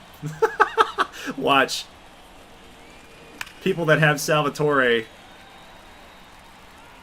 Did we get that out? Did we knock that baby out? No, we were just. Oh, so close. All right. So, hey, I guess I can hit. I guess I can still hit. There you go. So the Revolution do get a run. And how many outs we got? Yeah, 2 outs. We'll just get the last out to show. I'm grateful for Goldie and his smartness. Thank you for the fantasy points. Oh man, it's funny. That's too funny. Now watch what happens. Someone with Salvatore, they needed that RBI. They'll win by like a point. All due to that. You watch what happens. All right, little looping fly ball here to left, and Dino, actually that's Cruz, excuse me. The Reapers will get a win. 8-1, Boston's hopes and dreams to make the postseason, they've been squandered. It's all over. They didn't make it. Maybe next year. So that's it, guys. We got a New York loss and a Boston loss, which means Michigan and Colorado will be your postseason berths for the 2 extra wildcard spots. It's amazing. We had 6 teams vying for those 2 spots, and those were the 2 teams that made it in. I'm going to show you the calendars for the teams because just to see like what those two teams had to do in order to get in, it's absolutely nuts. But for Boston's offense, 6 hits but 3 errors completely took them out of the baseball game. We had 2 from Lip, we had 1 from Cloutier. Can't have it happen. You had an 8 strikeout performance from Franz. He got into trouble early. That pitch count got really high in the first inning. Had another bases loaded jam, I think, in the 3rd inning. So he's struggled a little bit with the control. Had 4 walks today, but he did do his best with 8 strikeouts to keep those Reapers off the base paths. But man, the errors just did not help at all. Yeah, the offense for the Reapers continuing to shine. I think this is the biggest strength for them is their offense. Guys like Haas leading them off, hitting 285. Hawkins, 299. Cruz, Salvatore, over 300 each. It's a very, very tough offense. And, when they've got good pitching, I would say their pitching is pretty good. I wouldn't say that the pitching is elite. But when you've got such a good offense, decent to solid pitching like they do, always a tough team. But yeah, let's go ahead and take a quick look at the standings because I do want to show you guys what had to happen for the Mallards. They had to go. I mean, they went 8-2 in their last 10 to get in, to just be in the consideration.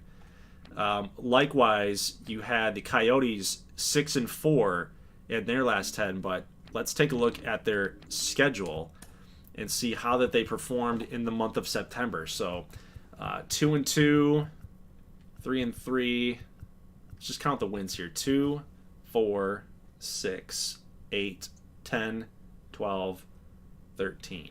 So they had 13 wins in 27 days. So they actually went 13-14. What? Am I counting that right?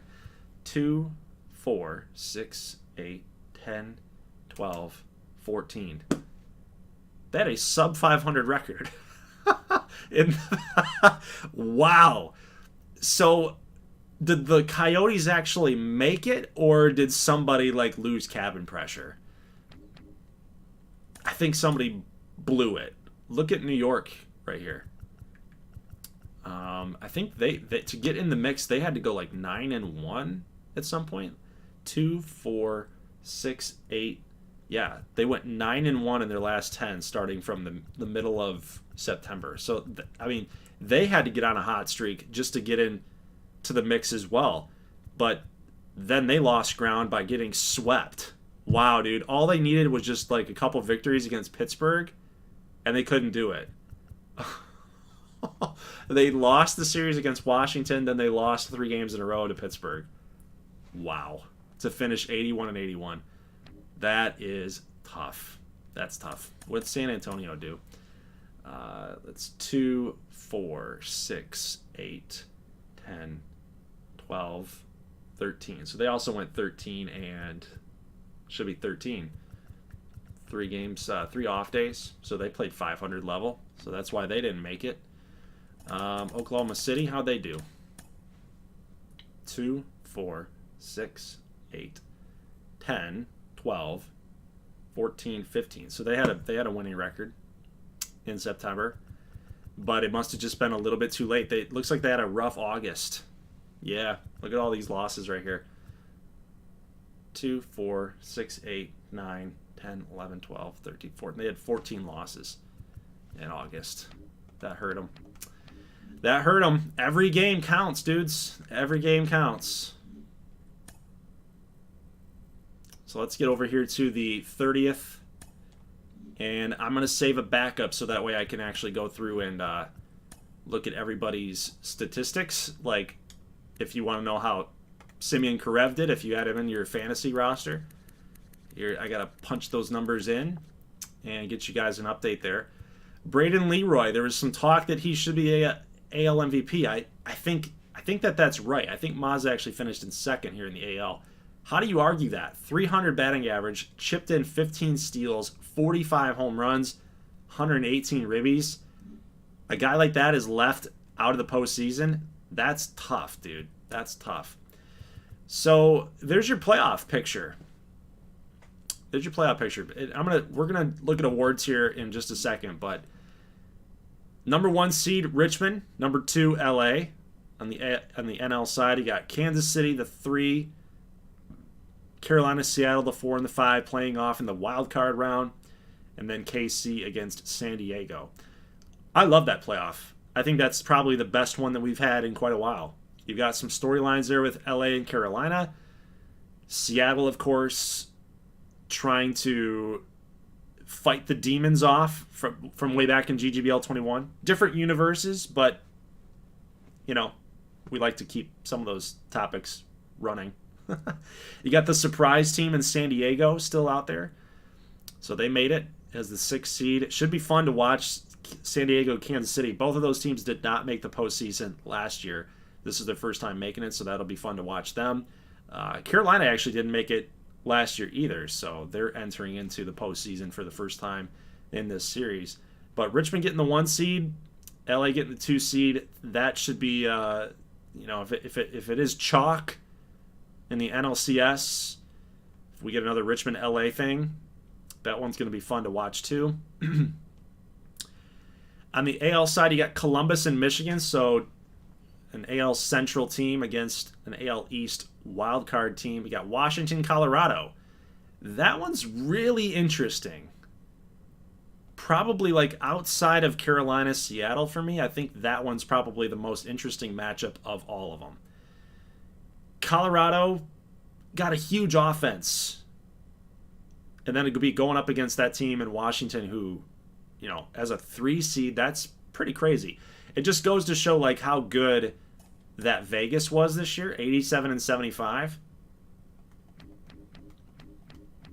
And the Swamp Monsters were a game under that. So had they just won, think about that, dude. Had they just won like 2 more games during the regular season, they would have gotten a bye. They would have been the 2 seed. Vegas would not have. That's crazy. That's crazy. Corey. Hey, Goldie, remember me? Are you the guy that always asks if I remember you?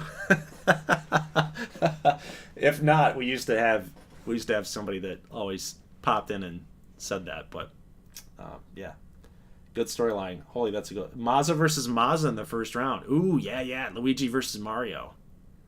It's a good call out right there. So let's before we get into the playoff preview, I kind of just gave you a little primer right there. I think that Washington-Colorado matchup is going to be really fun to view.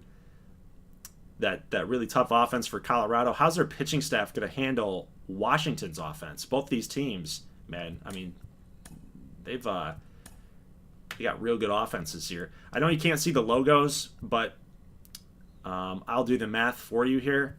Number 4 team in batting average is Washington. Okay, so that one we know. Medrano, Cavedo, Pinkard, they're number 4. We've got 10th rated offense for Bobby Watts, Chavez, Ruffing for Colorado. So some pretty heavy-duty offenses, man, and that one's going to be fun. Runs, Colorado is 5th. Washington is 6th. Oof. This is gonna be nuts. How about doubles? Cavedo, so they're 8th. And 17th. So they don't have a lot of doubles. What about home runs? 2nd. Colorado's 2nd. Washington's 3rd. Telling you, man, that offense in that series is going to be really fun.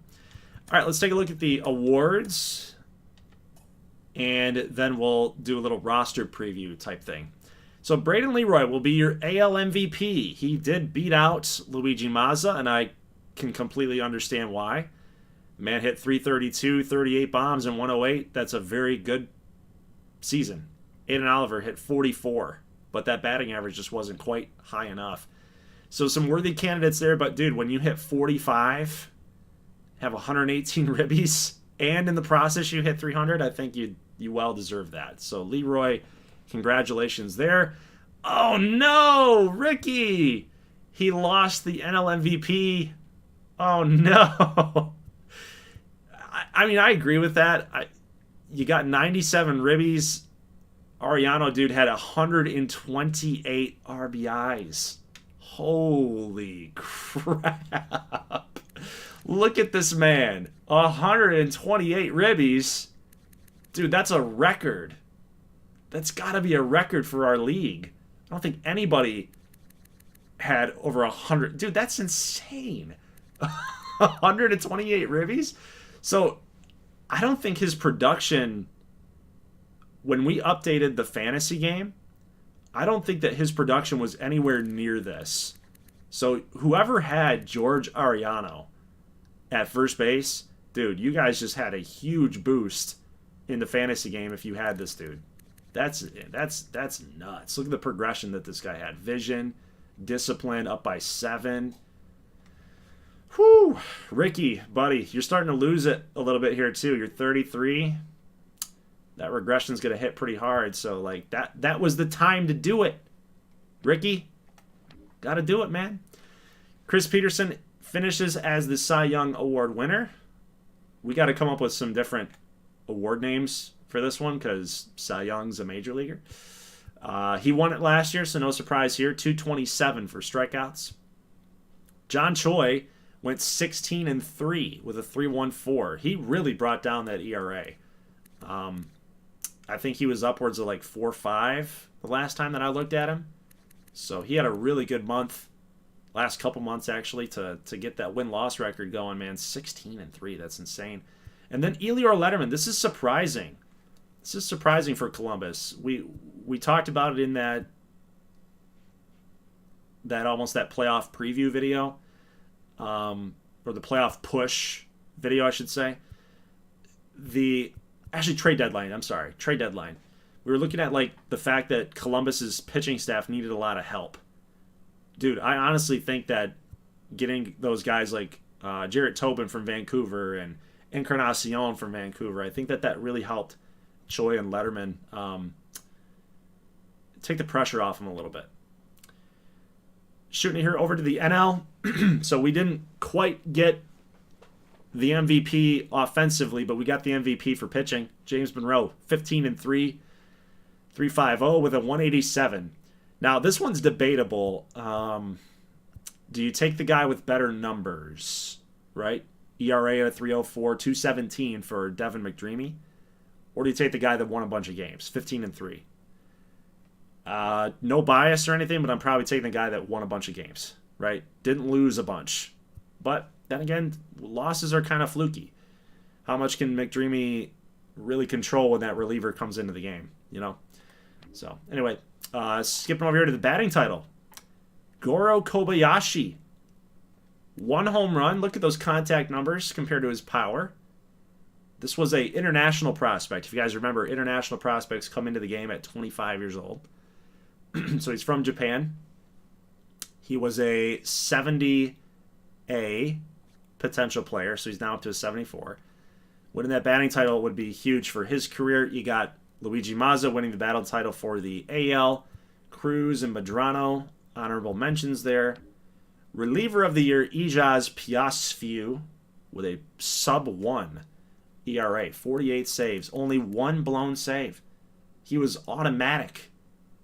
Unfortunately for Phoenix, they didn't make the postseason. Now, how about this guy? Reliever of the year, Jose Navar. You guys remember this dude?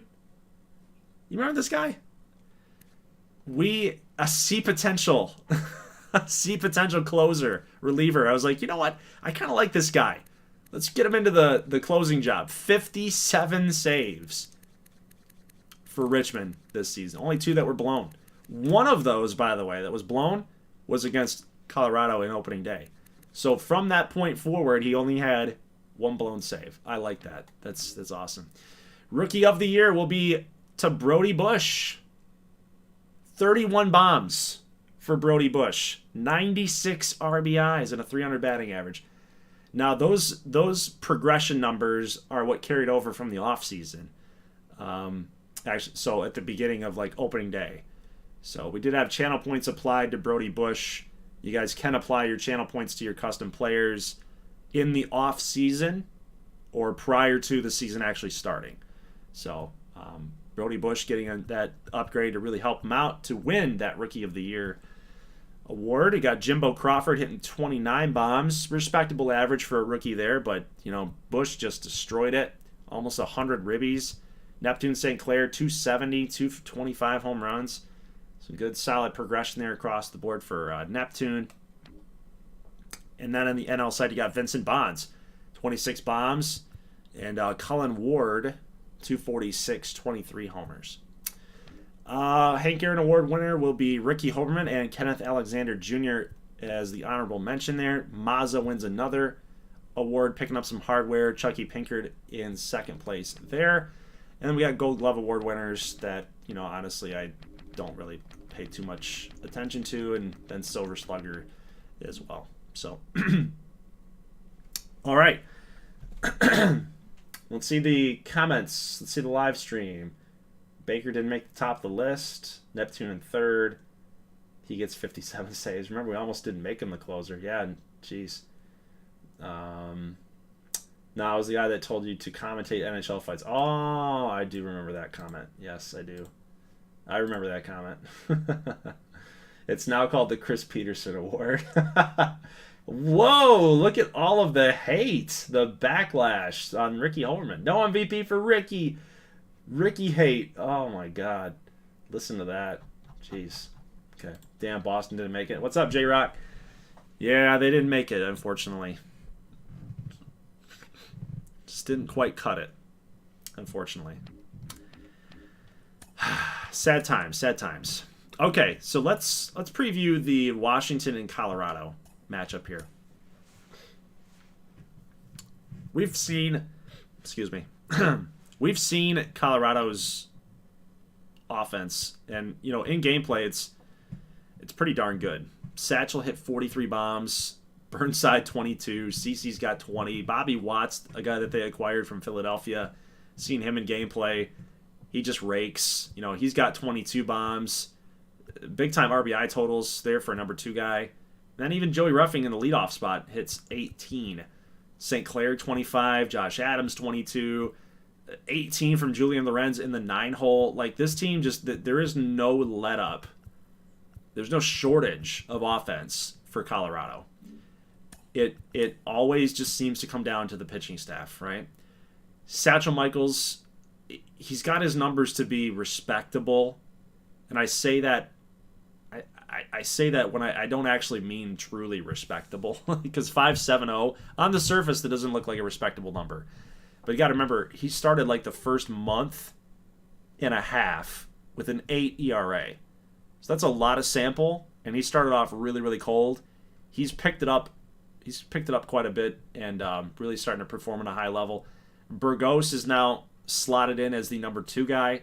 BJ Franks used to be that. He's starting to see a little bit of regression here. Not so much because of his age, but just because of his performance and the potential rating. You got Bromberg, who's 16-7. Schreiber. Decent bullpen here as well. I think, obviously, the key to success for Colorado is going to be finding a way to shut down that Washington offense. I don't know how this pitching staff is going to do that. Now, whether or not the CPU is going to get smart and try to, which they probably won't, but if it were up to me, I would really start picking my battles and picking my spots.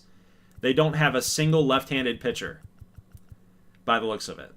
So that's a major problem. No left-handed pitching, and if we go back and we go look at the hitters for Washington, they got 3 switch hitters. Brooks, Taylor, and DJ. And I think all 3 of which actually hit lefties worse. If you look at Baker T, Brooks' numbers 77-47. Jake, 77-65. DJ, 77-81. Those are still good numbers. But then you got Cabrera, 66-64. Doesn't hit lefties better than he does righties. Look at Medrano, 68-45. so another left-handed hitter. That's going to be a problem for Colorado.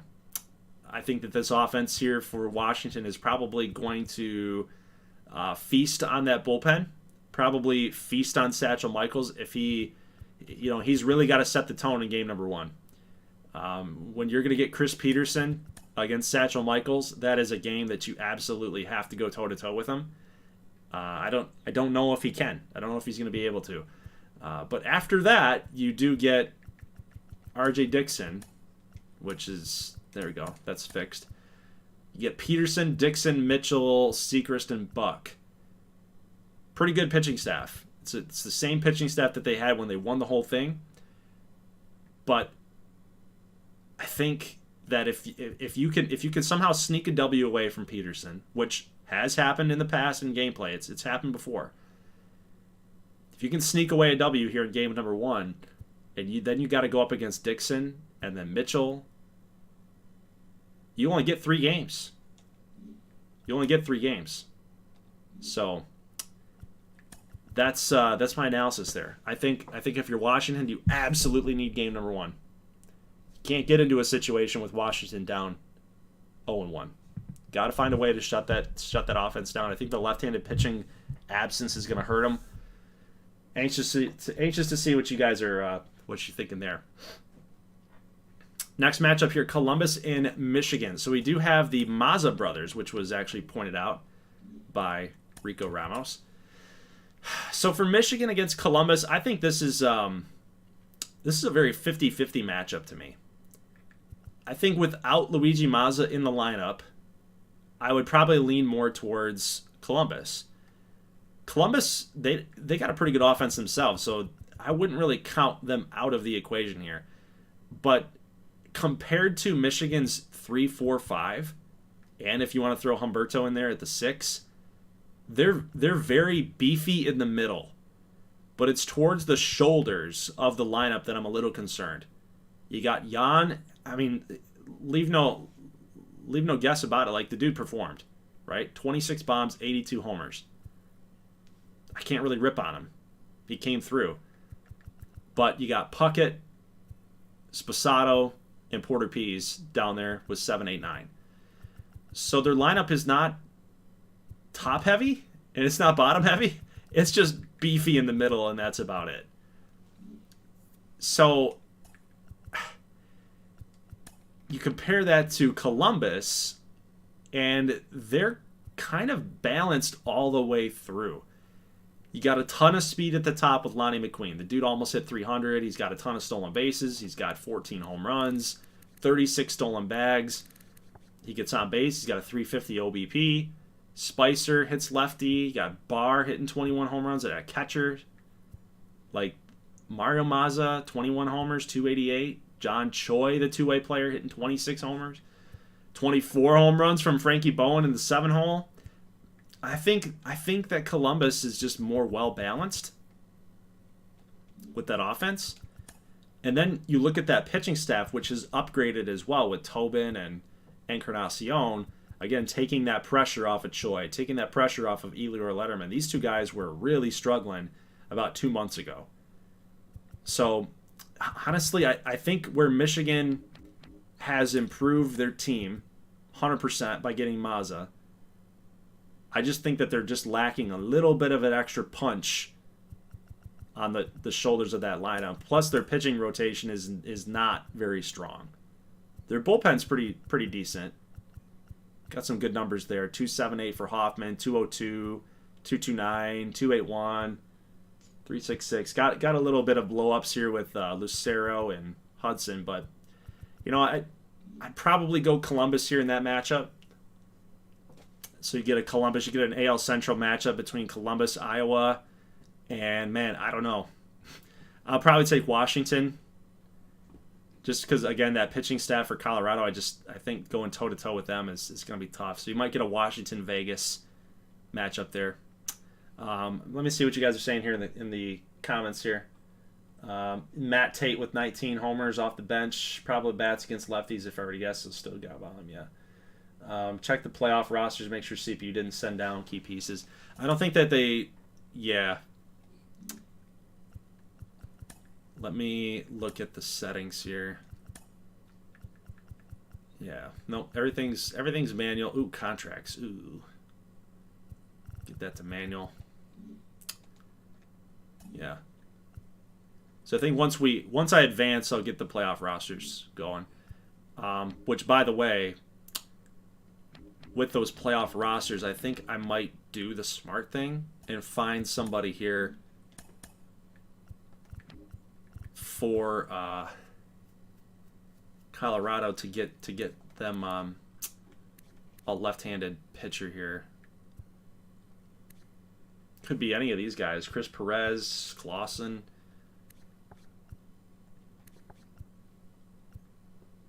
Doug Kubek. Never mind. Forget that. But Jordan Carnone's a righty. Fred Roberts could come back.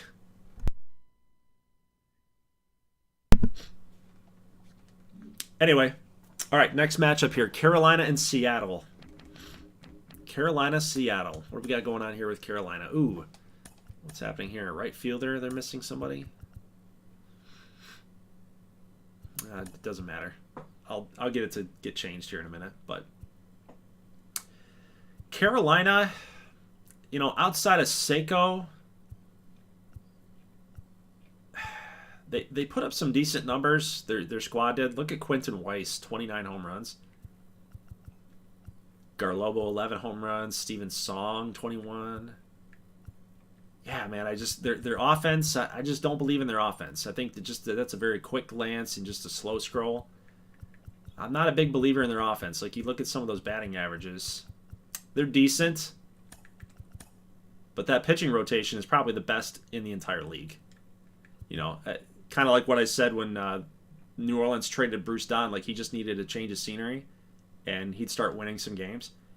He's almost up to 500, and you know, he didn't quite get there, but you know, he brought his ERA back to where last year was, and his WHIP, strikeout totals, and walks. Didn't give up a lot of walks this year, so he's been a big piece for them.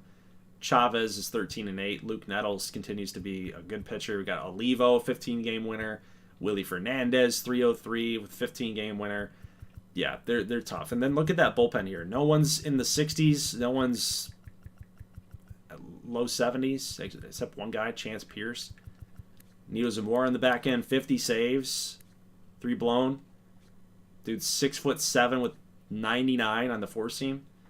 That's tough. I think the strength for Carolina is the pitching staff, and how that bodes for Seattle. They've got their 1, 2, 3. They've got 3, 4, 5s all lefties. So even when you go to left-handed DH, you've still got 3, 4 Tora and KJ as left-handed hitters. So when they have to go up against those guys for Carolina that are left-handed pitchers, like, we know in gameplay, KJ and Joshua Tora, they tend to struggle against left-handed pitchers, which is really why you need Clayton Hall. You need Clayton Hall to step up in this series for sure. You need the 1-2 table setters here. You need Goro. You need Clayton Hall. Set it up nicely, 4-3-4.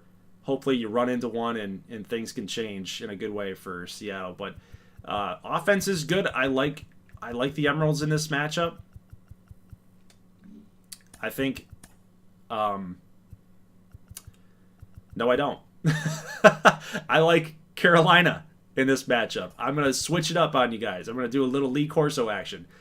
Fake the one way, fake the headgear, and go the other way. I don't think Seattle's getting it done. You look at their pitching staff. Everybody had a winning record. That's good. They won games. But I don't know if you can trust their bullpen. We've seen it so many times in gameplay where their bullpen just really lets them down quite often. So outside of Charles Hemingway, and even Charles Hemingway, like he's their best pitcher at an 89, and still in gameplay he just gets kind of roughed up a little bit. So if you want my pick in that series, I'm probably going Carolina. Yeah.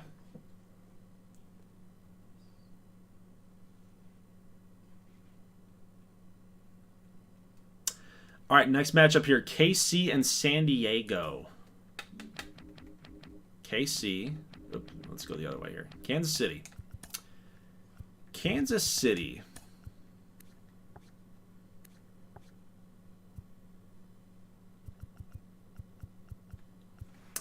Kansas City is an interesting case. Look at Benny Martinez. He's a 69 and he just keeps performing. 259 last year, 302 this year. Just interesting. I just don't think that Kansas City's got enough in the tank. Wallace Hayes is a guy that in gameplay he's a big time player in gameplay, so you watch out for him. But Mikey Porter, kind of on and off type of player in gameplay. You got St. Aud as a DH, and just kind of outside of them, there's really nothing going on offense for these guys. So what it comes down to for Kansas City is their pitching staff. They've got 3 custom pitchers. You got McDreamy, who's up to a 90, 217 Ks. He's very good. You got Melton with a winning record there, 12 and 11. Then you got Chris Rico at 83, 14 and 9. So these guys are good. Jackson DeVarco, by the way, he's got a star next to his name, so I think he was an all-star. Or he's a league leader in something, or he's an all-star. But, he's got 10 quality starts in 26 games started. I think they probably are going to go with a 3-man rotation. Probably they won't even get there, because you only need 2 wins. But, the pitching staff is their strong suit. You even look at the bullpen here. Nobody's really with a high ERA for a bullpen guy. So I do like Kansas City's pitching staff, but when you compare it to San Diego, I think that San Diego's just got a little bit more juice. I think San Diego is going to take this one. You got Reyes here with 20 bombs, some good contact numbers to lead off. You got Cabrera, who's got really good vision. He's a good fielder. He's going to play that position well. Floyd, really great contact. Kane's got some power. He's a well-rounded player for them. You got Nacho Molina.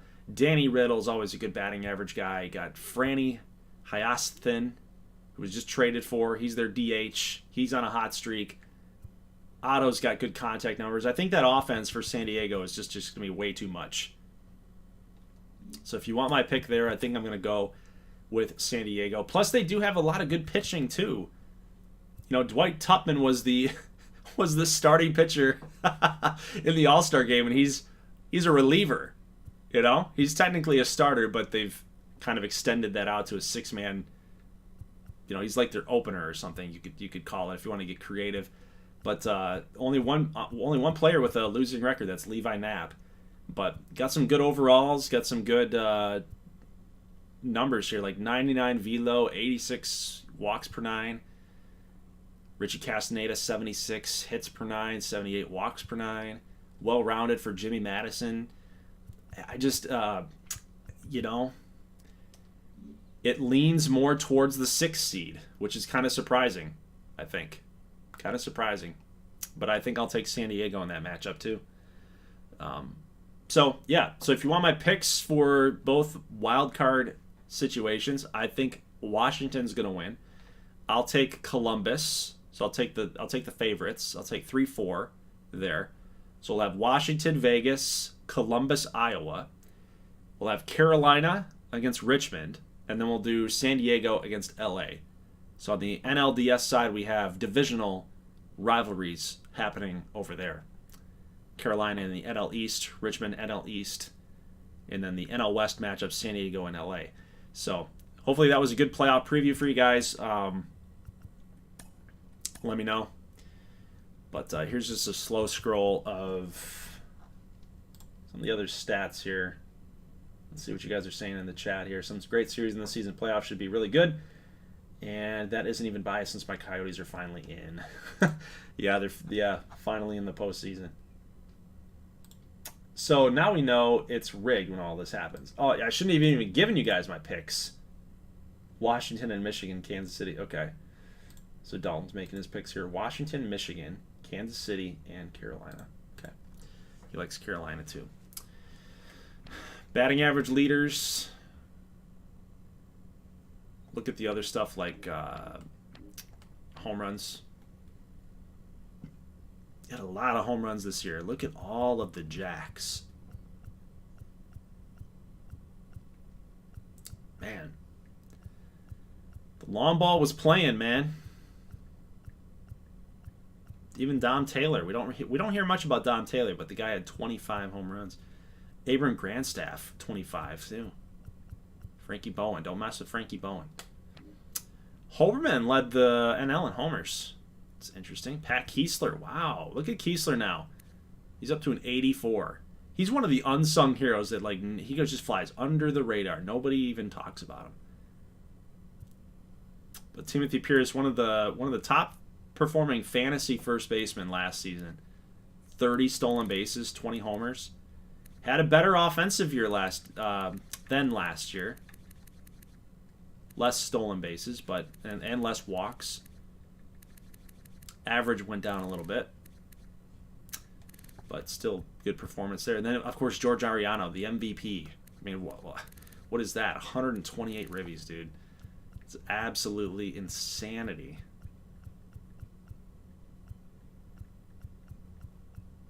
There's Parveen Mira, got up to 24 home runs. Got traded over to New Orleans. Let's go to, RBIs. What are we looking at here? So the next best was Andrew Doby, 111. Danny Riddle, 107. Damian Campbell, second base, dude, 102? What's with these offensive numbers, dude? Oh my God. Look at the good boys. Oh, I didn't show you guys this. Darius Wilson, the shortstop, 93 RBIs. Brady Dunn in the 9-hole. This dude's hitting in the 9-hole. 95 ribbies. Plus 11 in contact against lefties. He's raking, man. Look at 45 doubles. I got to talk more crap about him. To think I wanted to trade this guy. I wanted to trade him away. And he comes through like that. That's something. That's something. But, dude, the next best was 111. That's 17 RBIs short. That's insanity. Braden Leroy would have finished in second place compared to George Ariano. Nuts. Grayson Fields, Cruz, Jet, Salvatore, Mazza, Levitt. Got a lot of custom players here. A lot of ribbies to go around.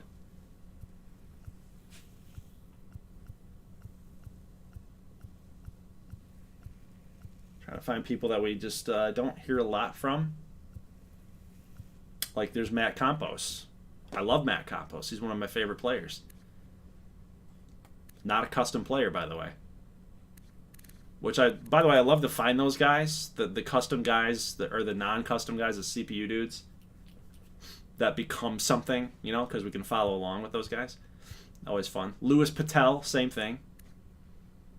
23 years old, first baseman. Had a good year.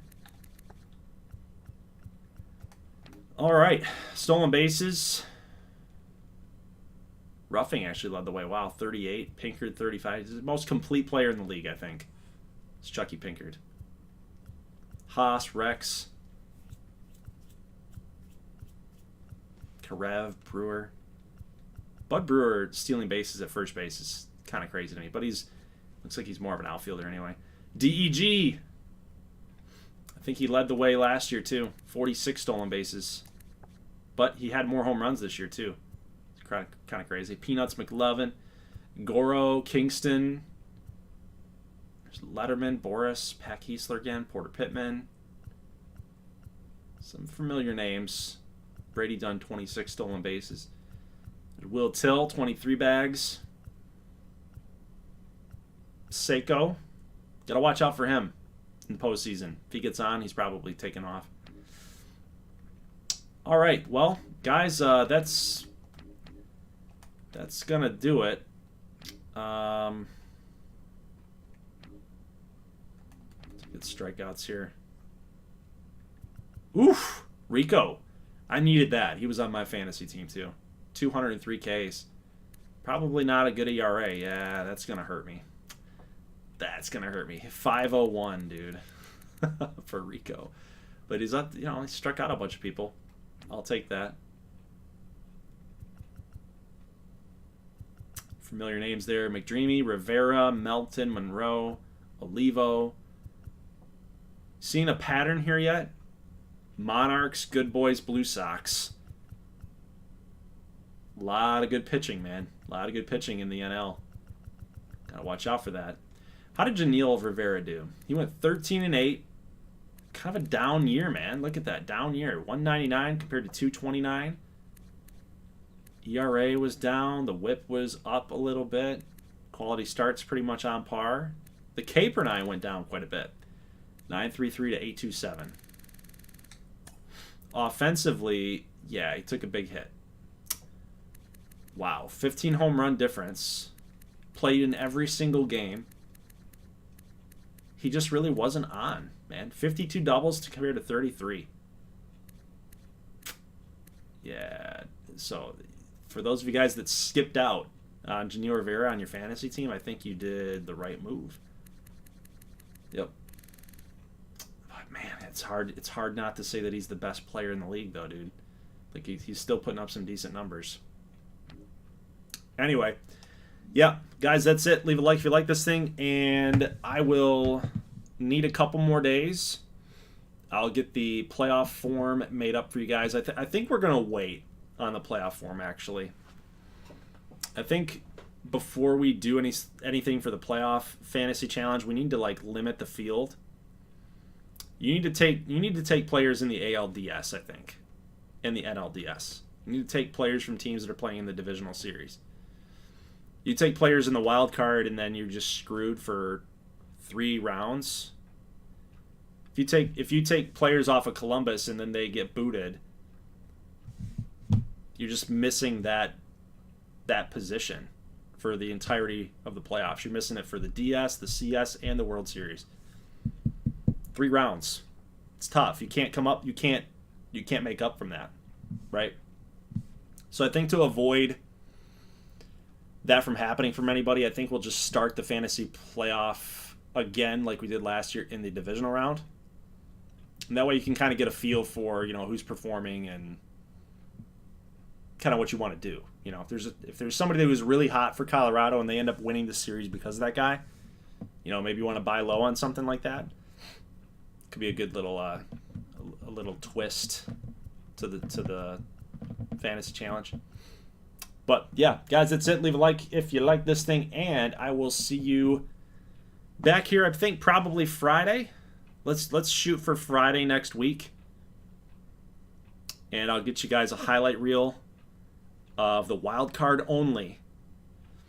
And we'll figure out who's advancing into the divisional rounds.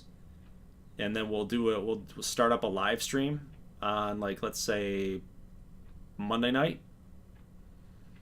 So next Friday, highlight reel. Next Monday, not this upcoming Monday. 2 Mondays from now, we'll get a live stream of the. Ooh, no. Let's not do that. Let's stick. I think I mentioned this in the last video. Let's stick with live streams for the Championship Series and the Gold Series. Live streams only for those series specifically. So that will give me more time to update the edits and whatnot. Yeah, I think that's good. We'll do regular highlight reel for wildcard and divisional series. And then do streams for championship and gold series. Yep. Josh has got it. Highlights for wildcard and divisional, streams for CS and GS. Got it. All right, guys. Thanks for tuning in. Hope you guys have a great rest of your weekend, and I will see you guys in the next one. Thanks for watching, and peace.